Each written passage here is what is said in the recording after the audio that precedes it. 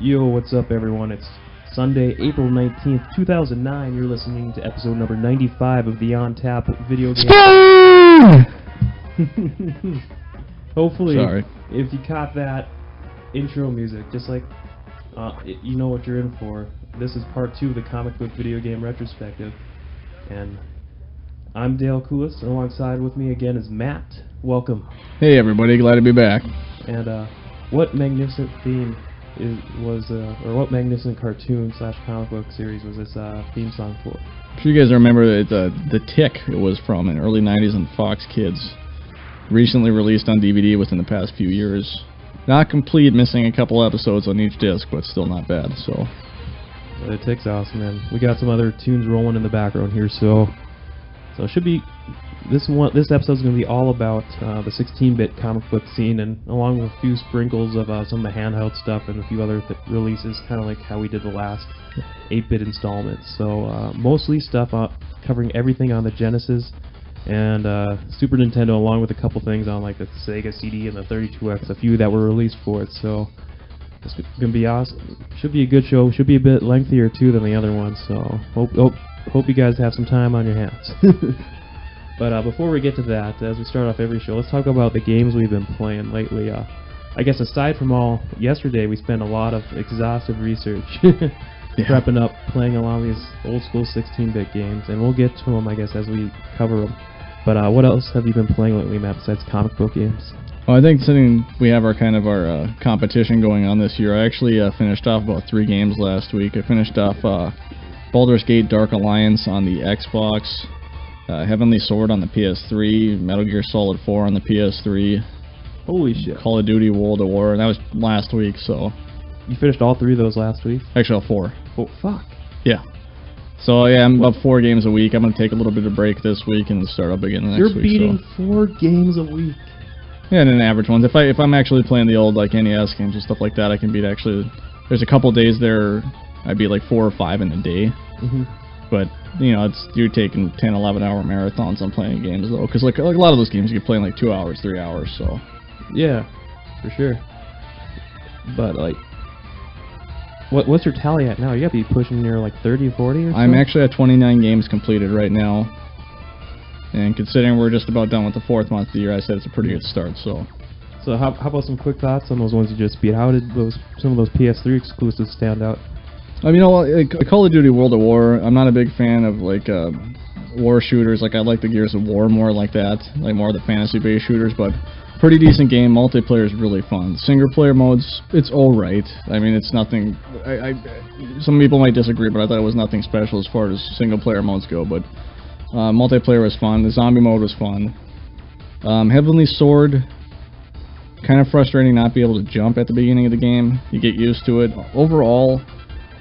I'd say the production values are great on the game, the sound's great, the voice acting is great, the story's pretty decent. The controls at first are a little frustrating, but you get used to them, and it's one of the more difficult end bosses I've played in a game. I was actually pre-warned by some co-workers on it, but I beat it through, so... I play a lot of games on, like, medium. I don't like to play on easy anymore. I used to play easy or normal, but I try to go for, like, the medium difficulty, but... Yeah, that's me, too. Mostly... normal to easy, usually, depending on the game. It's the first-person shooter. I usually will go in on normal difficulty. Yeah. Well, you played Metal Gear Solid 2. I Metal Gear Solid 4. I played 2 and 4, yeah. Yeah. I'm not a big fan of stealth games. I gave this one a chance. A lot of people said recommended it, and I'm like, you know what? I'll give it a shot.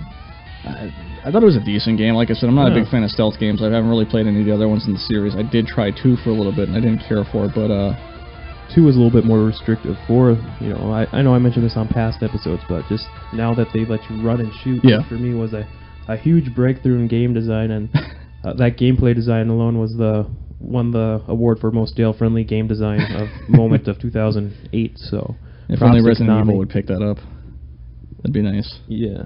You still have to stop and shoot in that, but I'd say 4. The lengthy cutscenes. Hit or miss with me. I don't know a lot of the story, but I have kept up with retrospectives online. I know a little bit about the story, so just enough to get by. But overall, I thought it was a pretty decent game. I'm glad I gave it a chance. So yeah, I'm digging for it from what I've played. I need another one I've been meaning to go back to for a while when we're on Act 2.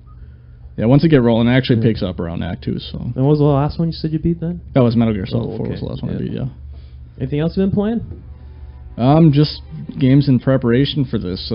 We'll cover a little bit of that later on in the episode, but some Time Cop in there yesterday. Oh boy. Van Damme at his best. We'll talk about that later in the show, though. So. All right. Well, for me, aside from all the comic book extravaganza we got prepped up for you, did some retro game challenge on the DS. Try to play that at least a couple times a week before passing out. And I'm on the second game only. I'm on Haggleman 1. And that game is, wasn't as fun as Cosmic Gate. It's okay, but it's just nothing exciting about it.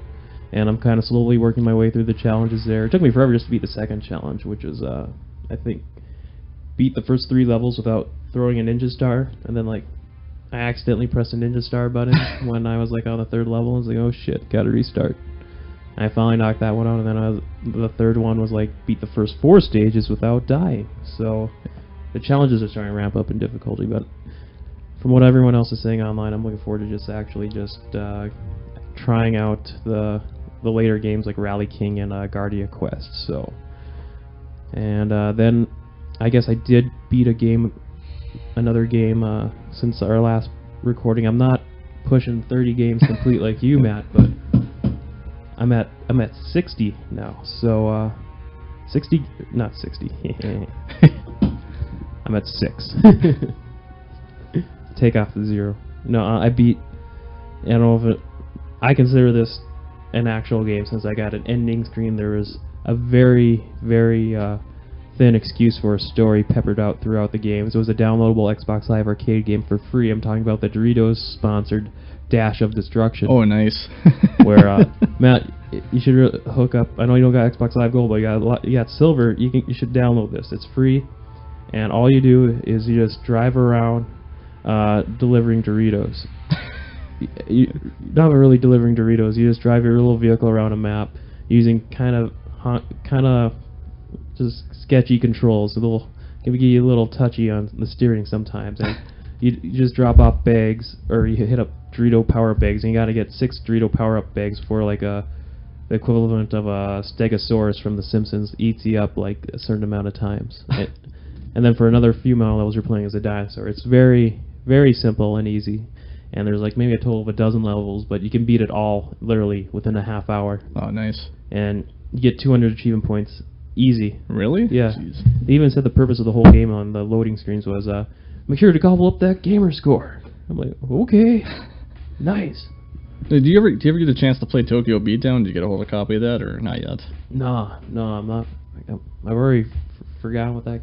What's that one about again? Tokyo Beatdown was a side-scrolling beat-em-up on the DS released by Atlas, and it was kind of a return to the old beat-em-up style. Yeah. I've actually been trying to look around for it. I haven't actually been able to find it in any of the game stores, so I don't know if it's going to be hard to find, or if it is rare, or if it's just sold out every time I've looked for it. So I've been keeping up with that through Atlas's awesome newsletter. They got a great newsletter. They're like releasing different information about games like every week. There's like a new game announcement coming out, so I don't know if they're actually releasing all of them, but there's a new announcement. So yeah, try Amazon. You can always find all Atlas games off Amazon, but it sucks you can't find them in town anywhere. Yeah, I'll try to pick it up and let you guys know all it is. But let's see your other games I've been playing. Let's see your. I did a little bit of Pinball FX. Gotta get that in. And that's my little fix. And I guess I found out the Zen Studios, the guys that made Pinball FX, are making a PS3 pinball game. They're also making the Punisher No Mercy game for PS3. So those are both download games upcoming for PS3. I gotta get both of those. So I'm looking forward to those. But last weekend I saw Fast and Furious at the theaters. Matt's shaking his head. He's like, no. But you know what? Let's drift. I really liked the 2001 original, and I hated Too Fast, Too Furious. Oh, come on. No, it was awful.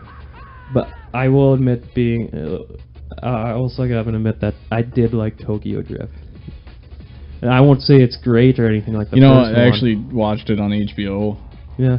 It was on, and I was bored. I watched it. I didn't hate it, but I'm not going to run out and buy it right away, but I'm not really a fan of any of them, so... hate against them, just they not keep saying fan. my initials throughout the movie, so I got, DK. Donkey Kong? No. But after coming out of that, it kind of got me on a racing game kick, and I pulled out 4 360 racing games I haven't played in a while. I've been playing those. I actually wrote an interesting article kind of correlating all that whole experience, but like just real quick, the 4 I kind of dusted off the collection from were Test Drive Unlimited, Flat Out Ultimate Carnage, Test Drive Unlimited, and oh, I already said that. Excuse me. Blah. Flat Out Ultimate Carnage, Test Drive Unlimited, and then Burnout Revenge and Burnout Paradise. And Test Drive Unlimited still holds up really well, and for being like nearly a 3-year-old game, I'm surprised you'll find a lot of people online racing. For people who may be unfamiliar with it, it's that one where it's kind of, the game labels itself as massively open online racing, kind of like an MMO racer. You're racing on the actual island of Oahu, the actual size of it. And the game automatically streams like the closest, I think, 8 or 10 racers online nearest to you into the map. So, and then you can pull up some do instant challenges, and there's a lot of offline races and challenges. That's what I'm working on, and I'm having fun with it. The actual racing itself is kind of like Project Gotham racing style, kind of arcadey, but bends a little bit more towards the sim style, and it's all right. I'm still having fun with it. Flat Out Ultimate Carnage, that's Demo Derby racing. I reviewed it on the show before. It's awesome. I love Demo Derby racing. Can't get enough of it. I play it online a lot actually with my brother. We played some online, and I somehow managed to win a couple races. I surprised myself. But my brother's like, "Oh, hey, I got the 10 online wins achievement." I'm like, "Oh, I still don't have that." And then Burnout Revenge and Burnout Paradise. Really like Burnout Revenge. But, you know, going back to it after a long time, just forgot how much I missed the true traffic checking and its version of the crash mode. I love that stuff, and it was so much more easier to, not easier, but just more intuitive to do boosting and drifting, and gosh, you know, just super fast and fun. And Paradise is fun, but it kind of loses the trademark Burnout feel when you change it. I mean, I do enjoy not having the loading times, but the traffic checking is something I've really missed from it. So. And technically, there is traffic checking in Paradise. It says it, but it doesn't feel like it. No, it doesn't. It doesn't at all. I guess I understand that some people, I've heard I think people talk about how, like, when you unlock some of the real badass vehicles towards the end, that they get a little more lenient on the traffic checking and what they allow, but it does. I'm up to an elite rank on that. I mean, I finished off the game, but it doesn't feel like the old Burnout, which I kind of miss, but it's still in its own right a good racing game. So it still has that Burnout feel to it. It just seems like they kind of push it in a new direction. Yeah. Which they have to. I mean, you get so many sequels in a franchise, you have to do something with it. I don't blame it. You know, that was kind of like Burnout 3 was kind of like a new reinvention for the franchise, and I really like that. And Burnout Paradise was, and I kind of like some of the steps they did. Just some of the things like the toned down traffic checking. Its version of the crash mode, the Showtime mode, it's fun, but you know, it's not as it doesn't have the legs that the crash mode does. It's no Cruisin' USA though. I loved Cruisin' USA back in the day, but back in the day, yeah. Back when you saw in the arcade, and you're like, wow, look at the graphics. You double kick the gas pedal to pop a wheelie on the arcade version. You can pick your radio station. This is awesome. Yeah, cutting edge. Choose your oh fuck. But Burnout Paradise, I think if they add a few things to it, you know, this is my first time playing it, investing a lot of significant playtime since the major updates they added, and I tried out the motorcycles. And I thought, you know, they were all right. They worked. I did some wheelies and stuff. But when I got into a crash, I wanted to see my dude fly off the motorcycle. Oh, that doesn't happen? No, that doesn't happen. I haven't played it since they started releasing the DLC, but I beat it before all that happened, so I haven't really checked it out since then. Are you getting any of the special cars yet or not yet? I want to buy the Back to the Future. The DeLorean type car? Or whatever name they have it. And even the Ghostbusters car, but yeah. I still got to convince myself that both are worth $5 combined or something. Yeah. Which seems a little too much for just 2 cars, but from what I understand, they're badass. But there was one or two things. As far as one other thing I think Burnout Paradise can really benefit from, I am glad with the update they did add a restart event feature. Yes. That was like my main problem with it. And I heard people, you know, justify it saying, oh, you don't need it, you know, once you take your time to learn the map, it's all right. And taking the time to learn Burnout Paradise, that huge open world, is just, it requires a serious investment. And that's just like taking away the preview hold button out of a Tiger Woods golf game and saying, you know, once you play the courses like, you know, a dozen times and you learn the holes, you'll be all right. You don't need that preview hold button. And it's like, no.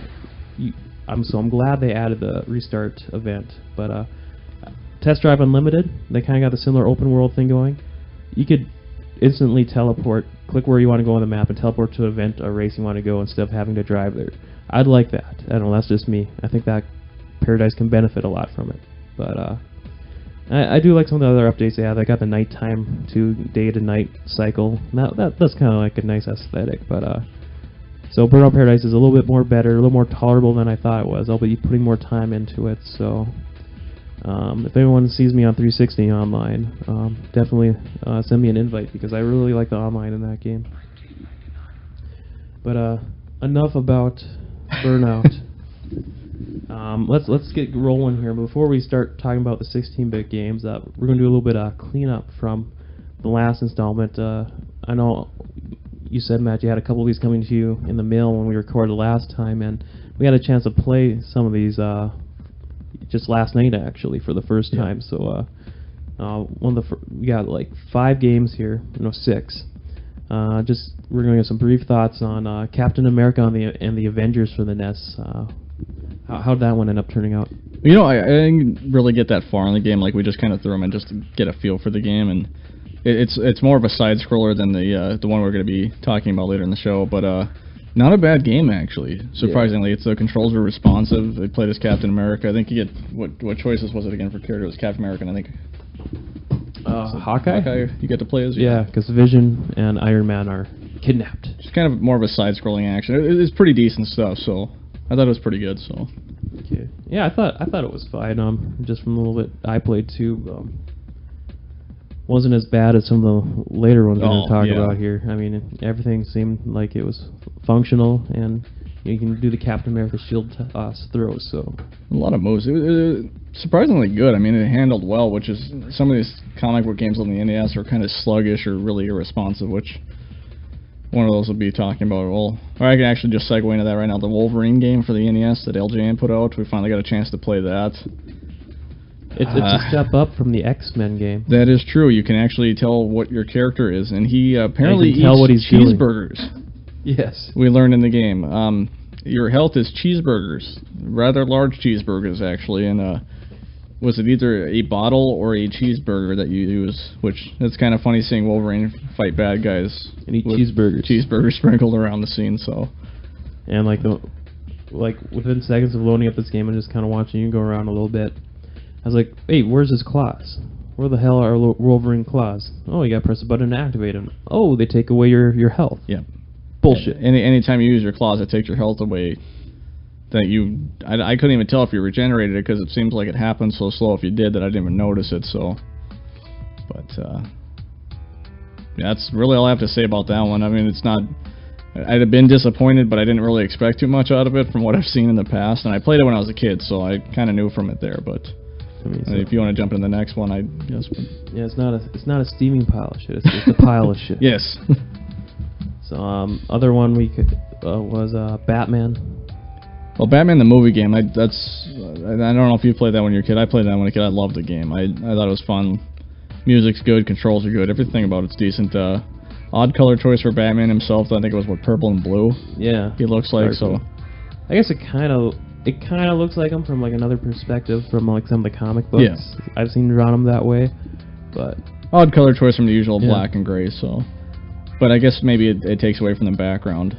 Mm-hmm. We also played Batman Returns on the NES, which was actually pretty fun. It was just a kind of a side-scrolling beat 'em up, and more in the vein of the TMNT games. So and it seemed like they borrowed the Turtles sound designer for that one too. Yes, they did. It's actually at the first level. I thought it was the actual song from the Turtles game, but I will say that game could have seriously used some two-player on it. Game seemed perfect for two-player. Throw frickin' Robin in there. Who cares that he wasn't in Batman Returns?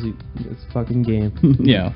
I was going to say, I definitely would have changed the pacing of the game and brought it a little bit more fun for both of us, but I think we played, another game we played is Superman, which is pretty infamous out there. Not a very fun game. A lot of useless superpowers. You got the flight, which honestly doesn't know what it does. I don't know what it does. It just shows you flying up a skyscraper, then coming back down, and beyond that, I don't know what it does. Yeah, so it seems to be there for show. Yeah, I remember playing the game. Developers are probably like, shit, we forgot to run flying. It's easy, just show them do a flying move from the building, but they can't control it. Irrelevant. Yeah, I played this one as a kid, and when you're like 5, it's great because you're like, hey, I'm playing as Superman. It doesn't really matter, but yeah, it's not fun. Not a fun game at all. And then another one was kind of an oddball. Is Little Nemo, the Dream Master. I found out that's actually based off of like a French comic book, and I know they made like an anime out of it a few years, well, actually a long time ago, I should say. But pretty decent game. Did we cover that in the last one, or? I don't think so. No. Well, if we didn't cover it, it's basically side-scrolling action. Basically, you're Little Nemo and you go into dreams and you feed candy to creatures, and then you kind of wear their bodies as a suit to do things. Like you throw them into like some kind of frog-looking creature that hops, and you're inside of him. Is that anything relatable to the comic at all? You know, I've never read the comic. I saw the movie as a kid, and actually I think they just re-released it on DVD. I happened to catch it at a store recently, but just thought it's odd that you kind of don't turn into the creature, but you wear them as a body. It was kind of amusing to me, but so far from what I've seen, it's like a frog-looking creature, a mole. We found a third creature yesterday, but I can't remember what it was exactly. It was kind of an odd thing. So, pretty decent side-scroller, though. It's a fun game if you get a chance to play it, so. Alright, that wraps up the NES cleanup. And what we got next here is just kind of quickly, just kind of like we did last installment, just kind of mention some of the Game Boy and Game Gear games out for the time. I kind of already mentioned on the last episode that the only 2 real Game Boy games I played, or at least relating to comics, were Punisher and Batman. I already talked about them on the last installment, so you can get my thoughts for those. Both suck. That's all you need to know.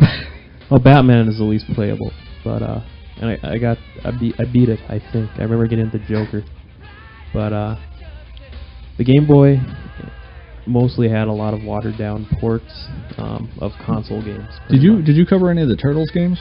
I was going to mention those here. Yeah, I was going to say yeah. I was going to say the only noteworthy exceptions I got from when I was looking up here was the 3 Teenage Mutant Ninja Turtle games, which were all they weren't ports. They were all made from the ground up for the Game Boy. We got the first one was Fall of the Foot Clan, and the second one was Back from the Sewers, and the third one was called Radical Rescue. Never got a chance to play any of them, but I was looking at screenshots and all, and they look like they might have been all right. Now, I'm not a big fan of handhelds. I mean, like, I didn't get anything until the DS. Like, I have the Game Gear now, but never been a huge fan of the handheld games. So. Yeah, and then as far as the Game Gear goes, it was the same thing as the Game Boy. A lot of watered down ports, but they did have a certain amount of exclusive X-Men and Spider-Man games. They had 3 X-Men games, actually. A lot of them were actually released really late into the Game Gear's life cycle. We got X-Men Games Masters Legacy, then X-Men Mojo World. I played the first X-Men, but the graphics are so just washed out and watered down for the Game Gear. It's hard to even make out your Cyclops. Well, even that, it's hard to tell where you're supposed to be going, because a lot of the background looks the same, and I can pretty much tell you if you just played the first one, you played them all, more or less. Even the later ones, like they all play the exact same as far as they go. It's just different characters swapped out. I mean, Wolverine and Cyclops are pretty much in each one.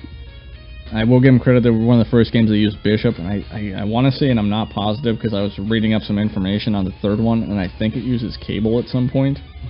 But whoever I read the review of said it was the Cyborg is what they put for a name. So I'm not sure who they were referring to, but from the description it was Cable. So okay. There's also the Spider-Man game, which was it's basically the same as the Spider-Man versus Kingpin game on the Sega Genesis, which we'll be talking about here in a second. And then there was a Spider-Man X-Men Arcade's Revenge, which we'll also be covering. Those are basically ports of the Genesis, Super Nintendo versions. Not very good. They were very bad ports, so I don't know. I didn't care for any of them. I have them just to play them. Didn't really care for any of them. Like you said, graphics are horrible. The Game Gear, that's a kind of a broken system, and already. It's a portable master system, essentially. Yeah, the brightness screen kind of always messes with it. I mean, like, you have to be holding it at the right angle, otherwise the brightness kind of changes enough to where it ruins the game for me. At least it has that contrast button. Well, at least you can change it, yeah. Yeah, so. supposedly. And, I don't know. Yeah, the game. Game Gear wasn't. I guess I wasn't a big fan of Game Gear. I just picked one up a couple years ago because I saw it for like $20, and I'm like, oh, why not? And you can pretty much find almost any game for it for under $10. So I was like, oh, sure, why not? Yeah. Do you have a RC adapter or RF adapter? Excuse me. Or no, it is an AC adapter. Yeah. That's what I'm looking for. Do you have one of those? Yeah. Do you ever play it with just batteries? No. Battery life. I remember as a kid I borrowed one from a friend, and I was playing Sonic the Hedgehog, and I think I got like 2.5 hours at best for my battery life, and it takes like 6 batteries. Yeah, the Nomad's the same way. Yeah, so when you're like a little kid and you have like no money at all, and you get some batteries and you put it in, and like you have to turn the sound off and the brightness down so you can conserve battery life, it's really obnoxious. So yeah, unless you have an AC adapter, I probably wouldn't play it without that. Okay, well, unless you got anything else on the handhelds thing, are you ready to move on? We should probably jump into the games. That's it. And just to preface this again, we're going to be referencing some kind of like some review scores, and just keep in mind that there wasn't Metacritic around, like no major review sites were around the 16-bit era. They really became more prevalent, and Metacritic really became a big factor for games once you got into the PS1, 64, Saturn era.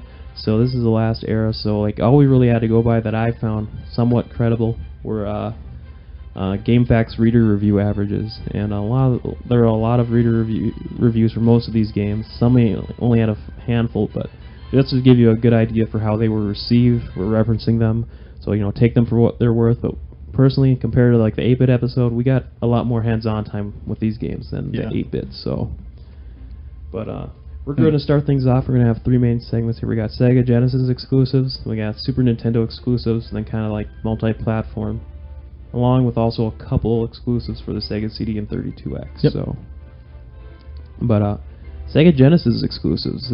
Here we go. Starting it off, Spider-Man, or as it's also known, Spider-Man versus the Kingpin, and this came out in 1990 from developer Tecmopop. Sega published this and had a 7.9 reader review average. So, Matt, what were your thoughts on this one? Well, some info on it first off. This was released on the Mega Drive, Genesis, the Master System, Game Gear, and later Sega CD. Basically came out on all the Sega consoles. The reason why there's 2 different names is on the Sega Genesis it was named just Spider-Man, but they also released later on the Spider-Man the Animated Series, but both of them just say Spider-Man, so there's technically 2 games. So for some of the other consoles they changed it to The Amazing Spider-Man vs. Kingpin, like on the Sega CD edition. Basically, it's just a single-player side-scrolling platformer. Spidey has to battle his way through baddies to find and disarm the bomb that Kingpin has planted. He kidnaps Mary Jane. You have to kind of fight Venom in each level. He's kind of a sub-boss, and each level he just appears randomly. So your main villains are going to include Dr. Octopus, Sandman, the Lizard, Hobgoblin, Vulture, Mysterio, Electro, and then the Kingpin himself at the end of the game, which is obvious, so no spoilers there. Basically, it was a really huge success at the time, and it says, from what I found out, like 2/3 of Genesis players owned it. Like, a lot of people bought that game, and from what I can read also is there's 3 different endings depending on which console you had. So in some consoles they mention Mary Jane, some they don't. The Game Gear is different. And this is a little side note of trivia. Apparently the Sega CD version has music by Spencer Nielsen and then Mr. Big. Yes.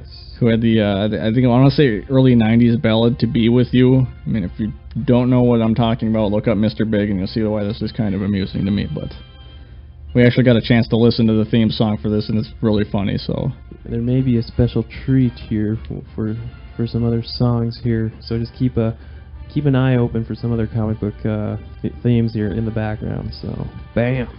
Yeah, you played this game with me during our I thought this game was fun to play, and I thought it was just a fun beat 'em up until you got to the end. Yeah, this was one of our great blizzards of 2009 games when we were kind of trapped in my apartment for a couple days there. But yeah, we were going by GameFAQs because you have to use code sometimes. So we got to the end credits or the end scene, I should say.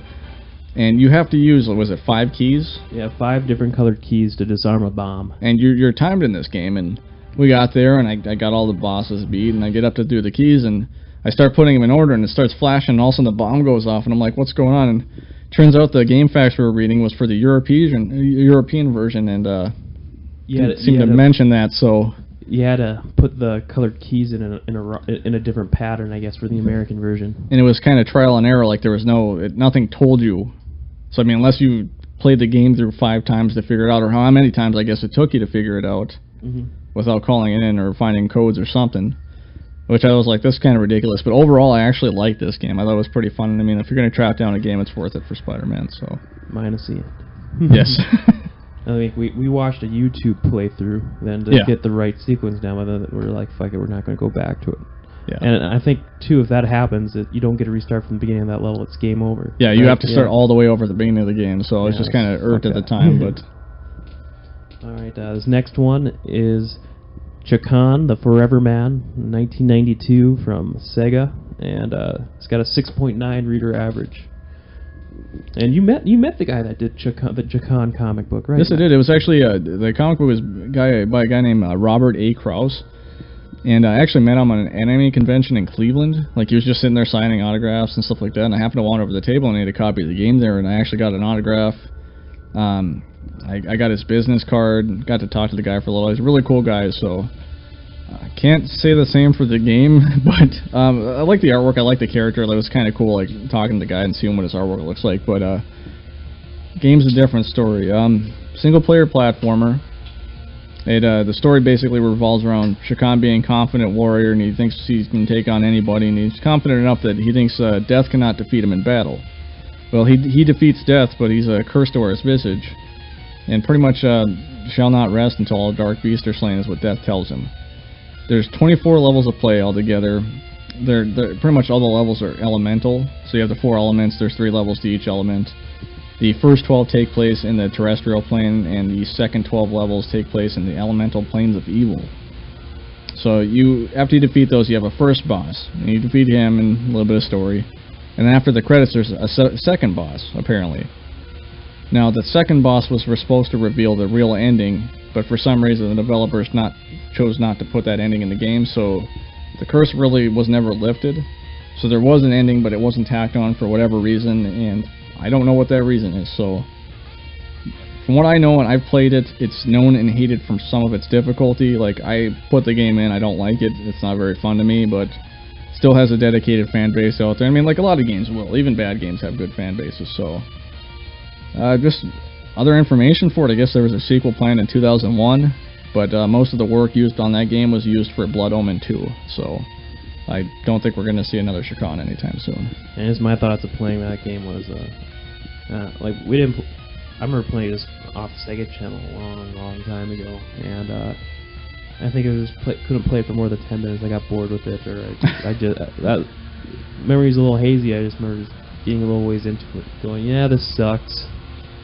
Yeah, as I was playing through my games, like since I started over playing all my games and stuff since we had our competition going, I tried, and some of these games it was just like, I'm not even gonna bother with them. You couldn't get that far? No. I just got bored with it right away. So, and I hate saying that because I like giving everything a chance, but at the same point, I'm like, it's not worth it. All right, the next one we got here is one of only 2 comic book games based off comics from one of my favorite publishers. No, 3. No. 3, maybe 3. Okay, fuck. 2 that come to mind. Oh yeah, 3. You're right. Fuck. You should know the third one, Dale. Yeah. Well, actually, one of the. It's 2 on the Genesis. I'll say that. This is by Malibu Comics, and this is from one of their older comics before they even started the Ultraverse or the Genesis line. This is Dinosaurs for Hire. And this was brought out by Sega in 1993 and coincidentally developed by another developer named Malibu, from which I did my research on, had no affiliation with the actual comic book publisher Malibu.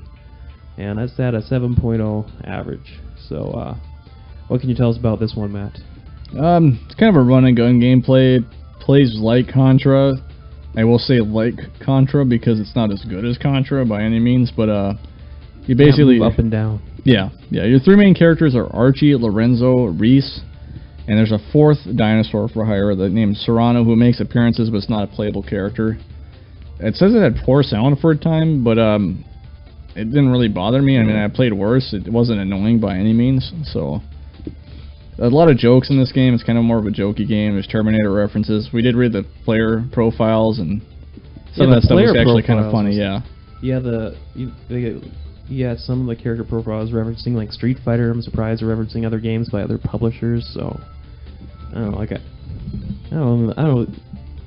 I saw the Contra comparisons. This game kind of reminded me a little bit of Battletoads for whatever reason, but less not difficult. As brutal. Yeah, not as brutal.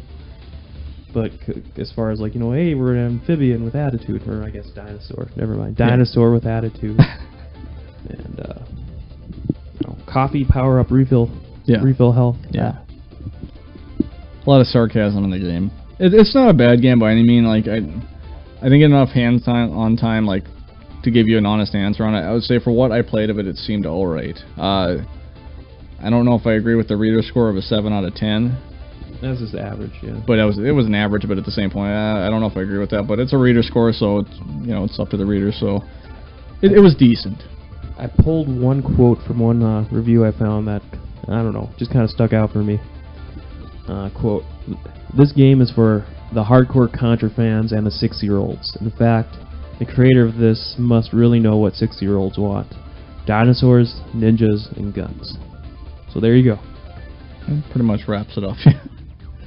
So this next game is also another game based on another Malibu comic, and also coincidentally developed by Malibu and published by Sega again in 1992. And I'm not making the name of this game up. X Mutants. Right, I'll take from that. It's spelled EX. Oh X yeah. Mutants. And if you look at the cover of this game, it looks like the comic art came straight out of like an early 80s X-Men comic. Like kind of reminds you of some other mutants out there. Yeah, it's great. It's another side scroller. I guess you play as Akron and Shannon, and honestly, I didn't even know this was a comic book game until we did this compilation here, until we started doing the retrospective. I see this game all over the place, and I thought it was just some generic X-Men ripoff, and turns out it was an actual Malibu comic at the time. I just didn't know that, but I haven't gotten a chance to play it, and pretty much from what we researched, we really didn't find out a lot of information about this, so we might not be the only ones that haven't played it. So, yeah, which is kind of surprising because I see this game for sale at a lot of used game shops. Must be like people throw it in and just turn it off right away. So people just see the name and go no. But I am gonna buy it. I'll give you guys a word on it a little later on. Then I mean it's pretty common, so it shouldn't be too hard to track down. I just didn't realize it was actually a comic book game. So. All I got for it is you choose between the characters Shannon or Aykroyd as you weave your way through a nuclear wasteland to battle the head boss of this game's name, Sluggo, and I just gotta bring back good. And it's a side scroller, so that's pretty much all I was able to find to go off the few screenshots I found. That's pretty much all we got for that one, so we'll try to get back on that to get a little more information on it later on. So, all right, this next one here. It's all you on this one. So, come on, favorite freaking comic license. Come on, Punisher. He's a man. Only comic that and DMZ that I still pretty much actively read. So, this is like only the second Punisher game ever at the time, released for the home console. And this was this is a port of a kick-ass arcade game brought out by Capcom in 1994. And then Sculptured Software handled the port. You got an 8.0 average, reader review average, but I thought this, like, the arcade port itself, they couldn't capture like all the full graphic detail of the awesome arcade version, but for what they were able to squeeze out of the Genesis, I thought they did fine. And if it's a side scroller beat 'em up, plays almost exactly like it's using the Final Fight engine, and it's a 2-player one where you can choose as Nick Fury or Punisher. There's 6 levels, but playing on the difficulty, we found this out the hard way. If you play on easy, you just pretty much play like the first 2 levels, and then it just says try normal mode. I'm like, okay, we'll try normal mode. And we spent not forever, but what amounted to probably like 2 hours or so going through the 6 levels. And when we beat the game, we got a weird-ass image of the Punisher saying, now play like the Punisher and try hard mode. I'm like, what? Just give us our fucking ending. Come on.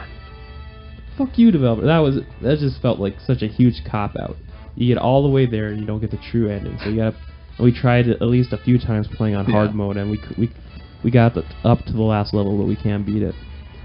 And No Jigsaw from the arcade game. I didn't know that he was even in the that he was in the arcade game. It's been forever since I found an arcade. It doesn't really game. look like him. I mean, like the traditional Jigsaw version out of the comic books with either the Punisher suit or the white suit, but his name was in there from the screenshots I grabbed. So some of the other villains in the game were Bushwhacker, Kingpin, Bonebreaker, Bruno. So you got some of the standard Punisher villains, but I thought it handled and played well on the Genesis. I thought, just super fun, and I only remember playing it once before I finally tracked this down last year, and I thought I remembered the Genesis version not handling that well, but surprisingly, it handles a lot better than I originally remembered, so this game's a little hard to come by. I only saw it at the used game bins, just at the Midwest Gaming Classic last year. I picked it up for I think $10, but Matt, you really had to hunt this one down. Actually, I paid about $40 for it online, but I wanted to get it. I've been looking for this game for a really long time.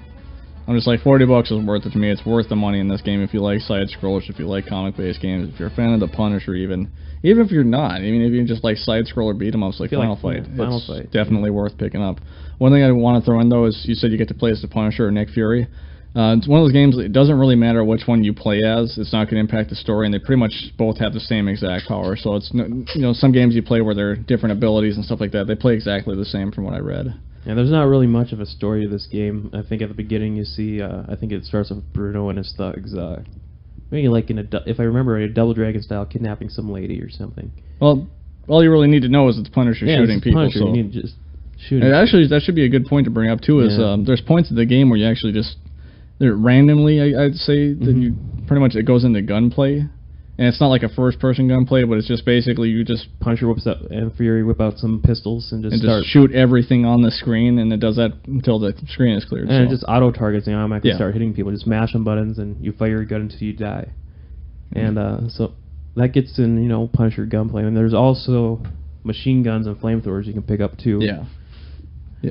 Being a Punisher, though, part of me kind of wanted to have access to a gun throughout the whole thing, but that kind of ruins the mechanic of a beat-em-up. So I guess I kind of like the satisfying medium they settled with here. Yeah, it could have been worse. Could have been more like the first one on the NES. So. Yeah, but definitely a standout 16-bit comic book game altogether. Yeah. If you're going to get a few of them, I'd say this one is definitely one of those ones worth picking up. So. Well, like I said, it can be a little hard to come by. You may have to pay a bit online to get it. So. It's worth it. It's worth it. I wouldn't pay like crazy amounts of money, but $40 seems reasonable to me. So then I've been waiting for a long time. All right, Spider-Man the Animated Series is the next one we got, and kind of alluded to this before with the confusing naming of the Spider-Man games on Genesis. This one just says Spider-Man on the cover, but it's based on the animated series, and it was developed by Western Technologies, put out by Acclaim in 1995, and there wasn't any reader reviews for this one. And I can't say we blame them, huh, Matt? No. A really good way to tell the difference between the Spider-Mans, if you're ever curious on buying them, is the animated series one will have like images from the cartoon, whereas the other one has... And the kick-ass theme song. Yes. Oh, yeah. Cartoon theme song is better, but this one works well on the systems. Once again, it's a side-scrolling action platformer, which seems to be common with 16-bit games. There's 6 levels in it, and surprising, there's about 20 bosses in this game, and it's going to be a little long here, but here's pretty much a list I got of them. Owl, Mysterio, Beetle, Jack-O-Lantern, Shocker, Chameleon, Venom, Vulture, Rhino, Lizard, the Alien Spider Slayer, Tri-Spider Slayer, Alistair Smythe, Scorpion, Hammerhead, Dr. Octopus, Hydro Man, Tinkerer, and of course Green Goblin. It also has appearances by a Fantastic Four in the game, so I'm actually surprised to see some of those villains. I mean, like Owl, I'm surprised to see Chameleon, the Spider Slayers. That's all kind of neat that they added some of those ones in, especially like Jack-O-Lantern. A lot of people won't think of him, so. But you pretty much saw me play this one. I am not a fan of this game. I got a chance to try it too. I got this one too. I'm not. No, it sucks. I don't even think honestly I've gotten past the first level on it. I usually get pissed off by that point and just stop playing it. I might throw it in and give it another chance, but I'm like, it's not that the graphics are bad or the sounds are bad. It's just the gameplay is weak on it. And I mean, Acclaim put out a lot of bad licensed games. They got a couple good ones, but they got a couple good ones, but there's a lot of bad ones in the lines that they put out. So and this is going to be one of those. So I'm a Spider-Man fan. You guys know I'm a Marvel fan. So, but I still, it's worth owning if you're a collector. But other than that, I'd say you could probably pass on this one. Yeah, I've pretty much gone here for my notes for this game. The positives being the main menu theme is awesome. So that's it. Like I said, the graphics aren't bad by any means, but it's just the gameplay that ruins it for me. So. All right, now we mentioned earlier, Matt, that the NES Superman game left a lot to be desired. Same with the 2600 one. Does the Genesis one, is that the one that finally break the streak? The one that this one came out in '92 from Sunsoft and had a 2.0 reader average here. So what says you? Well, I almost have to agree. I did play this one. It's a single player side scroller. Basically, you're limited to kick, punch, jump, and that's it. You get special moves in the game, but you have to collect icons, and usually those icons are just for certain tasks that you have to use to progress the story. So, I mean, it's not like you get to use these a lot. It's just for one part, and then you'll jump to the next area. So, the game was also planned for the Super Nintendo system, but canceled, probably due to poor sales. Like, the game didn't do too well. It's like I said, it has decent graphics and sound, but the icons, like not having the power-ups, just kind of kills the game. And there was like a shmup style level, a couple. Yeah, well, in a way, this kind of reminds me of the arcade version that came out, which hands down, so far out of every Superman game I played, there's an arcade version that was out there that was 2 players. That's the best one. The shmup levels are great in that, which is odd because there's a red Superman that the second player controls, but I was hoping that this was going to be like a port of that, but it wasn't. Some of the levels are similar, but I wouldn't go as far as to call it a port. But just a little more information. The villains in the game include the prankster Metallo. The fans are going to know this more than I do, but Mr. I'm not even going to pronounce it, and Brainiac. And I mean, you guys will know which character I'm talking about. It's the name guy. You have to pronounce his name backwards to defeat him. Kind of the crazy little guy, but it's also considered a collector's item. It's pretty rare. Like, I have never seen this in a store to buy. I didn't even know it existed because I had the Death and Return of Superman, and I didn't know there was another one. But I actually managed to hunt this down. We had a chance to play it. So, unfortunately, this next one though is a far better game. We're talking about Teenage Mutant Ninja Turtles: The Hyperstone Heist. I know we've talked about it before on the show, but just for the sake of being a complete, let's revisit it here. This one came out in '92 from Konami. Had a 7.7 average reader review average, and this one was kind of like a lot like the NES and arcade Turtle games. Yeah. The story kind of similar to Turtles 3: The Manhattan Project. The Turtles are watching April's news report. Manhattan suddenly starts to shrink.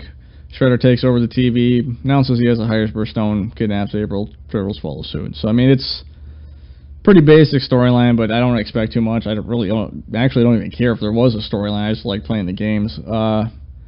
Plays a lot like Turtles in Time. I was going to say it's another multiplayer side-scrolling beat-em-up. This is actually the first Ninja Turtles game to appear on the Sega consoles. For a long time, it was only on the Nintendo, including Turtles in Time. There's 5 levels. Some of the villains include Leatherhead, Stone Warrior, Tatsu, Krang, Shredder, and then there's others. And it's one of the more shorter TMNT games, but it's more difficult. According to that, a couple times, yeah. Yeah, I wouldn't say I had trouble, but maybe ramp up the difficulty. But that could be said for any game. So we're playing, I think, on easy, maybe normal. I've played it on actually every difficulty, and I could still beat it. But I actually really like this one. Yeah, me too. I'm a fan. Pretty much anything other than the first one I love for the Ninja Turtles on consoles, and they'll even cover some later ones on I liked. But this is one of my favorite ones. I'd say this is about even as Turtles in Time for me. People would disagree with that, but I really liked it. Yeah, I mean, come on, you got a boogie board level. Oh yeah, that's always a good time. So boogie board, but no elevator level. But we got the boogie board level. No, I'm with you, dude. I thought, I played just like, the classics, Turtles 2 and 3, and but a little bit more 16-bit graphical flair. Yeah.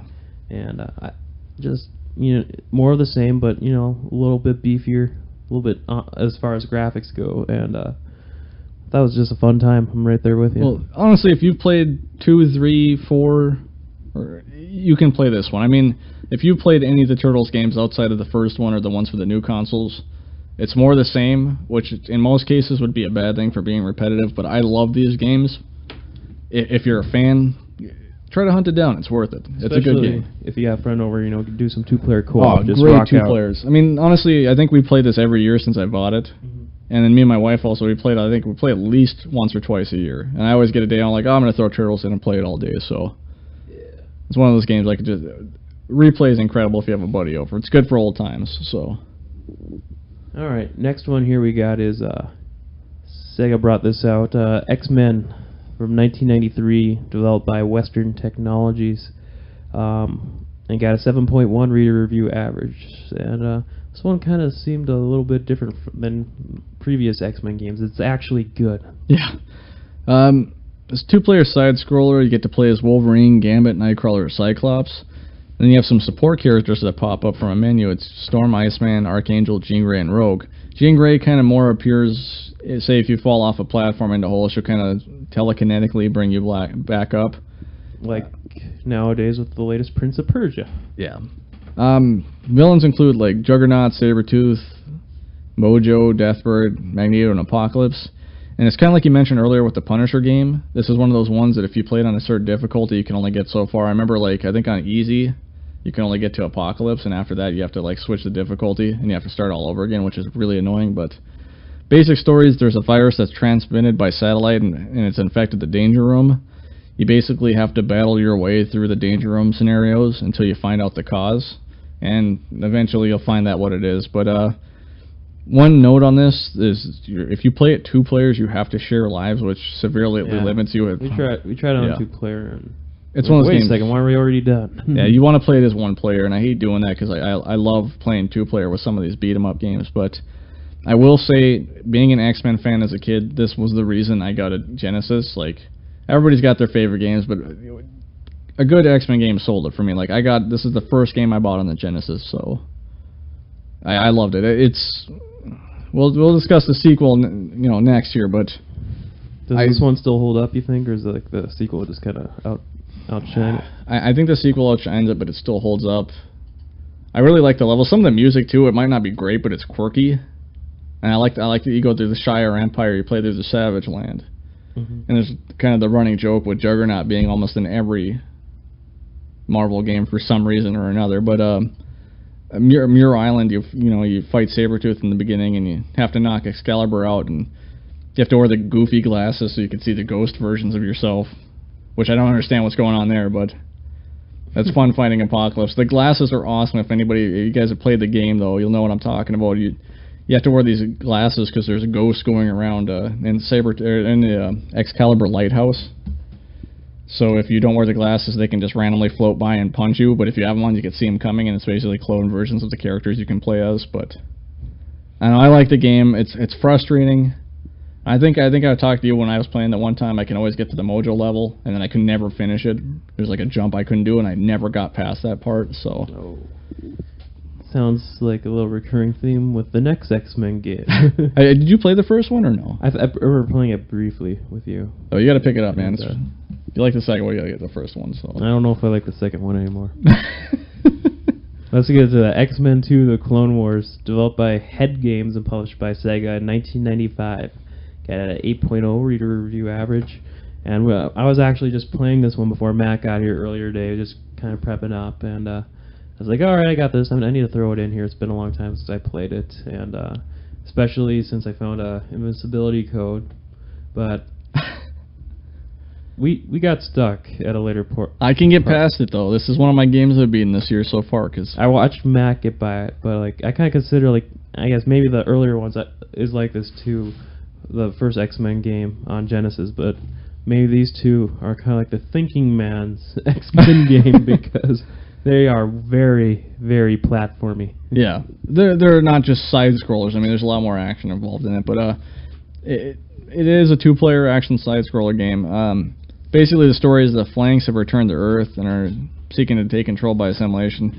If you guys don't know who the Flanks are, they're kind of like a techno-organic species that are trying to take over. There was a storyline in the comic books that it ties into it that happened around that time, but look it up if you want to know more about it, I guess, if you want to know about the flanks. So just the way they were designed in the game, they reminded me of I think it was like the Stone Soldiers from the Turtles. Is that what they're It's called? a little bit different in the comic books. Oh, okay. It's a little bit different in the comic books. Well, actually, a lot different than the Stone Soldiers, but the way they look in the game, I agree with that. So this game is actually a little bit more playable characters. You get to be Beast, which is nice, actually. I think this is the first time Beast appeared in a game. Gambit, Nightcrawler, Psylocke, which was nice to play as, Wolverine, Cyclops. And then after you defeat him, you could play for Magneto as the first time, which was kind of a twist in the game. And, you know, like, not knowing that going into the game, I was like, that's kind of exciting, so... It's kind of like a few games have like a big Easter egg moment in the middle of it. Yeah, it was, was at least as far really as comic cool. book games go. Some of the areas included in the game are like Savage Land, Avalon. Later on, you'll fight on an actual flanks ship. And then you know a couple of areas you were just playing too, but some of the villains include Apocalypse, the Sentinels, Exodus, Deathberg, Tusk, and there's more than that, but go into it. I think you fight the Brood later on, I want to say, but I could be wrong on that. I'm not as familiar with some of the villains as you are, but I recognized Apocalypse and the Sentinels. I thought like that Sentinel level, which I think was the second level in the game, where you see this huge mammoth Sentinel in the background and you're working your way up. That is story. Such a great level, yeah. That's kind of fun. It took me a while to figure out, because sometimes in the game, like, it's kind of a little hard to see a jump, or there could be a little puzzle. You gotta make sure you hit all the switches to enable some other doors that... Kind of like I said, a thinking man's X-Men game. Yeah, so more side notes here. The soundtrack was by Kurt Harland of the band Information Society, which I don't know if everybody knows who that band is, but if you do a little digging, like they're an 80s band, so I know a little bit about them, but I won't go into that now. But the game was kind of innovated by the player, was like immediately thrust in the game. You didn't get a loading screen, you get anything. You turned your Genesis on and you started playing. Yeah, that was different, yeah. And there's a huge amount of snow in the level, and it was really cool. You got a random character. And when I played that, I mean, like, you know, I'm already excited to have an X-Men game. I was excited about the first one, and then I put in the second one, I'm like, it's just like 10 times better. Like, graphically it's better, the gameplay is more smoother, more choices for it, the better story. But just to have that kind of thrown in there too, I mean, between that and to play as Magneto is a huge jump in games. So yeah, playing as Magneto was pretty cool. You know, you can actually kind of levitate in the middle of the air with him too. Yeah, I loved playing as Magneto. Yeah. You know, especially like the first level, like after you get access to him, it's like the game designers knew you were going to play with him, because they made it so that you couldn't. They made the jumps a lot higher to get to, because Magneto can jump higher. Yeah. And I played as Cyclops a lot in this game just because of the beam, though. I mean, if you have the invulnerability cooldown, it helps a lot. But I was going to say, another side note is a European release of the game reused the same cover art for X-Men 2 Game Master's Legacy on the Game Gear. The American version's got the fancy holograph cover there. I like that holographic cover. Man. That actually, that design that they use in the background is actually, there's a strip on each of the flanks Covenant crossover for the comic books. That's where they actually got that from. And the reprints have a different cover, but yeah, that actually came from the comics. But another kind of side note on it is some of the levels feature different soundtrack elements depending on the character selected. So it still has the same theme, but the soundtrack changes just a little bit depending on what character. You know, I didn't really care for the soundtrack that much in this one, dude. It seems like it's just kind of, it just seems like real, like it's not even really there. You could kind of hear it in the background. Yeah. But it just seems like someone kind of got like, oh, check out my new Casio keyboard. I'm going to pick one of these default sound options and translate it to the Genesis soundboard. It didn't really bother me, though. It didn't bother me. It just didn't seem that... Yeah. If anything's to be said, I like this game. Like, it's going to be obvious. I mean, I've been gushing over it so far, but I liked the first one. I liked it a lot, and then I came out with the second, and it just blew me away. Especially, another thing we didn't mention, the graphics were phenomenal for this. Oh, the character animations seem almost like... great from the comic book there, you know, so... You can tell it's inspiration. Like, we were actually kind of talking about it earlier. It looks like some of the character designs were inspiration for Marvel vs. Capcom, which came down the road, but... Yeah. Like, Harmony was telling me, like, I swear that's the same sprite that Capcom used for Cyclops or Marvel vs. Capcom 2. I know it. Yeah, I'd say this is another one of those ones, if you're a fan of any of these, X-Men 2 is definitely worth picking up. So as long as you don't mind some of the... or at least where we're at. We actually paused it because we're trying to beat it before we started recording. X-Men 2, I still got it paused where this crazy, horrible jump sequence with these moving platforms. And it's possible, but it's kind of frustrating. But yeah, we eventually just took a break after a half hour, going, all right, let's just leave it be. Maybe some people out there just gonna blitz right through it, but yeah. But speaking of break, we're gonna unless you got anything else you want to wrap up on Genesis here, we are going to hop on and take a quick little break here. We'll be right back.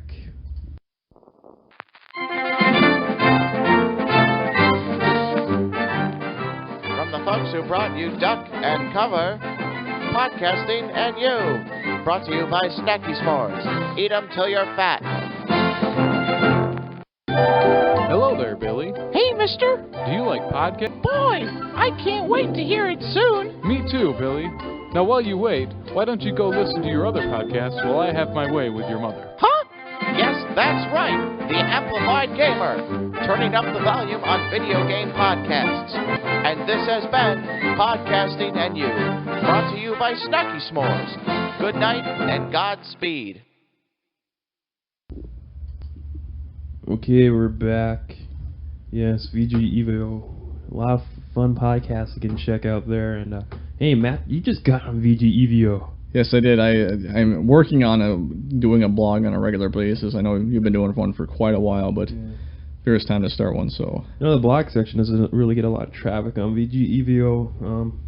Some people do blogs there, but I try at least do 1 or 2 a month there. But I don't know, but a lot of great features on there. But let's keep rolling along here. We're going to touch on a couple of minor exclusives for other Sega platforms at the time, the 32X and the Sega CD. And we got only one here for the 32X. This was a bit more of a rare one of the last 32X games, talking about Spider-Man Web of Fire. Came out in 1996 by Sega and developed by Blue Sky Software, and it had a 6.0 reader review average. Alright, this is actually a one-player side-scroller. Like you said, it was one of the last games released on the 32X, and it's considered a rare collector's item. It's consistently selling for over $100 on eBay. Pretty much in this game you battle Hydra and the New Enforcers, which you don't really see Hydra too much in these games.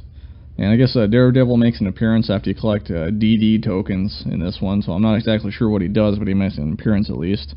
There's 6 stages, and not really received well from the critics. It was exclusively released on the 32, but there's really no reason that it couldn't have been on the Genesis. I guess, like, as far as graphics go or sound, there was really no improvements made for it to be on this. So I think that it kind of adds to its rarity, but it's one of those games that probably could have just ended up on the Genesis and probably been a little more common. So, but any thoughts on that one, Dale? Or we couldn't one of the few we couldn't actually play on the games we're covering today because we don't have 32X. I saw a 32X for sale for $15, but I got a Genesis 3 and that's incompatible with it, unfortunately. But Sega CD here, we got 2 games. This first game, Cadillacs and Dinosaurs. The second, Cataclysm. This was developed by Rocket Science Games and published by Sega BMG in 1994. And it was real hard to find information about this game. We only found one reader review for it, and they gave it a 3. But I just gotta say something about this real quick. Is the only thing I remember about Cadillacs and Dinosaurs is I remember a TV show. I remember the stupid theme song from it. Cadillacs and Dinosaurs, something and a whole lot more. And I think I remember the comic book. I don't remember reading it, but I think I remember Topps comics. Yes. I think, unless there was a previous line, but I only remember Topps. This was in that boom in like the kind of the early to mid 90s before the big crash happened in the comics. So before I realized, wait a second, why is Topps, the trading card company, making comic book games about Zorro and the X-Files and Cadillacs and Dinosaurs? And then all went to hell. And this is actually a sequel to a PC game, so that's the second Cataclysm comes in there. But from what we did find out about it, it was described as a FMV on rails, and it actually had superior graphics and high production quality. Downside, though, is it had repetitive gameplay and high learning curve, short total play time, and lack of replayability once completed. So like once you beat it, that was pretty much all you wanted to play for it. Kind of really poor support of the Sega CD by Sega in the US didn't help either. So good thing is it stayed true to its comic book origins, which I always like to see with some of these games, because some of them just like, oh, we're just going to take the characters and the license and throw it in a game, and whatever happens is that. But kind of got a horrible voice acting as kind of another side note, but overall the kind of reviews were mixed about this. So I don't really have a lot of information about it. We've seen some screenshots of it, but Not much to say about this one. Yeah, it looks like it just tried to go for the FMV, just kind of like the graphic, taking a lot of artwork from the comic book, playing it, but I have no experience with it whatsoever, so I guess it's just safe to move on to a far better, superior game. Talking about a game actually based on an Ultraverse comic by Malibu. Ultraverse is the only superhero line of comics I actually liked. I'm talking about Prime! This is all you. Dude, I love Prime. Prime was awesome. Not as much as Hardcase. Hardcase is my favorite Ultraverse superhero, and a lot of people are like, what the hell are you talking about? But Ultraverse, I love the Ultraverse line. Wikipedia. Marvel bought them out and crushed it and pretty much rid us all from Ultraverse. And the Ultraverse had a lot of big hype going for the time, and it did really well for a year or two, which prompted Marvel to buy them. And then shortly after that, there was the big comic book crash of the mid-90s. But this was developed by Various. That's what we actually got listed. And published by Sony ImageSoft in 1994. And couldn't find any reader reviews. But I got this game. I saw it for sale at a local used shop. I'm like, holy shit, I didn't realize they made a Prime game. It was like $5 or whatever. I'm like, I don't have a Sega CD, but I'm going to buy it anyways. Fuck it. I have to. And long-time listeners will recall when we did the Sega CD retrospective, Chris had 2 Sega CDs. He had one for the old Genesis and one for the Genesis 2. And I guess both of them didn't stand the test of time, and both didn't work. So we couldn't get Prime to work, unfortunately. So quality craftsmanship there. Yes. So, well, Chris's place was struck by lightning, so maybe they didn't survive the lightning. I don't know. I've heard kind of bad things about the Sega CD, like as far as it not working too much, but I did find there's this one great YouTube video review of Prime, so I was able to see the game in action. And it was actually first developed for the Super Nintendo, and then abandoned, and then then Sony decided to pick it up again and release it as a pack-in game with another Sega CD game called Microchasm. So it was a bonus pack-in game. It wasn't even sold at retail, which I was kind of surprised to see this found at a used game store. But it was just a side-scrolling beat-em-up, and it didn't look like anything special. Like you got Prime going around beating up other characters, which I didn't recognize from being from his line of comics. I don't know. It's been a while since I read an issue of Prime, but I guess like as far as like they didn't do anything as far as like extra graphic features or decided to make some extra levels, at least as far as I can tell, as far as taking advantage of the Sega CD. They did add in a couple extra bonus features as far as like adding in FMV footage of interviews with the writers and artists. So you got several minutes worth of interviews. So, and they showed clips of that in the review. You know, being an actual fan of Prime, I probably would have got a good kick out of that. But I thought one nice bonus feature was they actually got the first 15 issues of Prime in their entirety to read during on the disc there. So I mean, you kind of got a little bit of the pages look a little grainy, you know, because due to the limited processing power of the Sega CD. But you know, hey, not many comic book games actually did that. But probably the most unique feature of this game, I guess you could say it did take advantage of the Sega CD used for background music, is or main menu music, I forget, is it's the opening theme. Opening theme. They came up with an original composition, so to speak, for Prime, and it breaks out into this loud chorus, and it starts off singing in the same tone as another song, but I can't forget. I don't know if I dare or can't remember. I don't know if you want to hear me try and do my rendition of it, but the lyrics were just crazy, awful, awesome, cheesy. Awfully awesome. Yes, awesome. Awfully awesome. No, there's no awful in there. That is awesome. That's pure gold. So keep your ears out. We may towards the end here. You may have a special treat for you at the end of the show. But that whole song is a highlight of this. What appears to be a vanilla game. If anything comes out of this retrospective, it's going to be the newfound knowledge of the Prime theme song. Yes, it's 7 minutes long. And it's awesome. There's 3 solos, including a flute solo, so how can you not love the flute solo? Yeah. All right. Moving on to Super Nintendo exclusives. Let's start things off with Aliens vs. Predator. Aliens vs. Predator. Cough, cough, cough. Came out in 1993 from Activision, developed by Info Global Service, and it's had a 3.3 average, really low. So didn't appear to be received that well. Maybe some problems. Some people may be conceiving this as a port of the arcade game. I thought it was. At least I think I remember playing this from a long time ago. Matt, you told me you really liked this. Okay. I kind of discussed like the info about I got from him. It's a beat 'em up side scroller. I think I want to say it's only 1 player. It's the first of the AVP franchise to appear on a console, and you really only play as the Predator.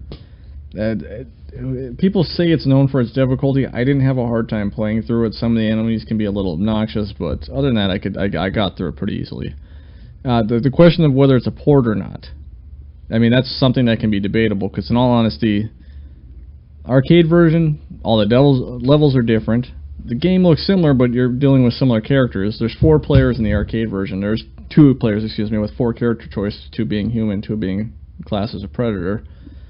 I mean, honestly, other than the license and it being a side-scroller, there's really not a lot of similarities. I mean, like, obviously you're going to have the aliens as a Predator, so like, I don't know if you can claim it as a port, because it's not like the Punisher, which you could tell it was a straight-up port. I mean, there's a lot of similarities between the arcade and this one. There really isn't. So people will claim it's a port. I guess that's up for you guys to decide. But I didn't feel that it was a direct port. I think it was released after the arcade, so it was considered a port. But I don't know. I like the game. It's nothing special. I like Aliens and I like Predator for maybe that reason alone. I like this game, but it seemed like from like the reader reviews, from what I was gathering, some people were just saying it sounded like it was ridiculously difficult, so I don't know. Who knows? Like I said, I didn't have too much trouble with it. I think a lot of people were just disappointed that it wasn't the arcade version, which I admit I was too. So, all right, this next one we got is Marvel Superheroes: War of the Gems, released in 1996 by Capcom, and has had a 7.7 reader review average. And some people may consider this a spiritual successor to X-Men Mutant Apocalypse, which we'll cover later. And Matt, we rented this one a long-ass time ago. We beat it back in, like, I think it was around the turn of the century. Yeah. This one's a side-scroller, again, based off the Infinity Gauntlet storyline, which you'll know about Thanos gathering the rings, or the Infinity Gems, excuse me. Play as 5 superheroes. There's Captain America, Iron Man, Spider-Man, Wolverine, or the Hulk. You battle around various locations around the globe and even outer space, like the aquarium. You know, that's a super level there. But get appearance by Adam Warlock, Doctor Strange, and you fight kind of like doppelganger versions of Puck, Wolverine, Hulk, Iron Man, Daredevil, Vision, She-Hulk, Hawkeye, Silver Surfer, Sasquatch, and the Thing. And some of your villains in the game, yeah, some of your villains in the game are like Doombots, Doctor Doom, the Magus, Blackheart, Nebula, and then finally Thanos. So, but no surprise, there are no spoilers. Pretty decent game, pretty decent graphics. You get power-up gems, which there's 7 gems. There's purple, which is space, blue, mind, green gem is soul, yellow is reality, the orange is time, red is power, and gold is ego. I mean, you can equip, I think, 1 gem at a time or 2 gems at a time. I think it's only 1.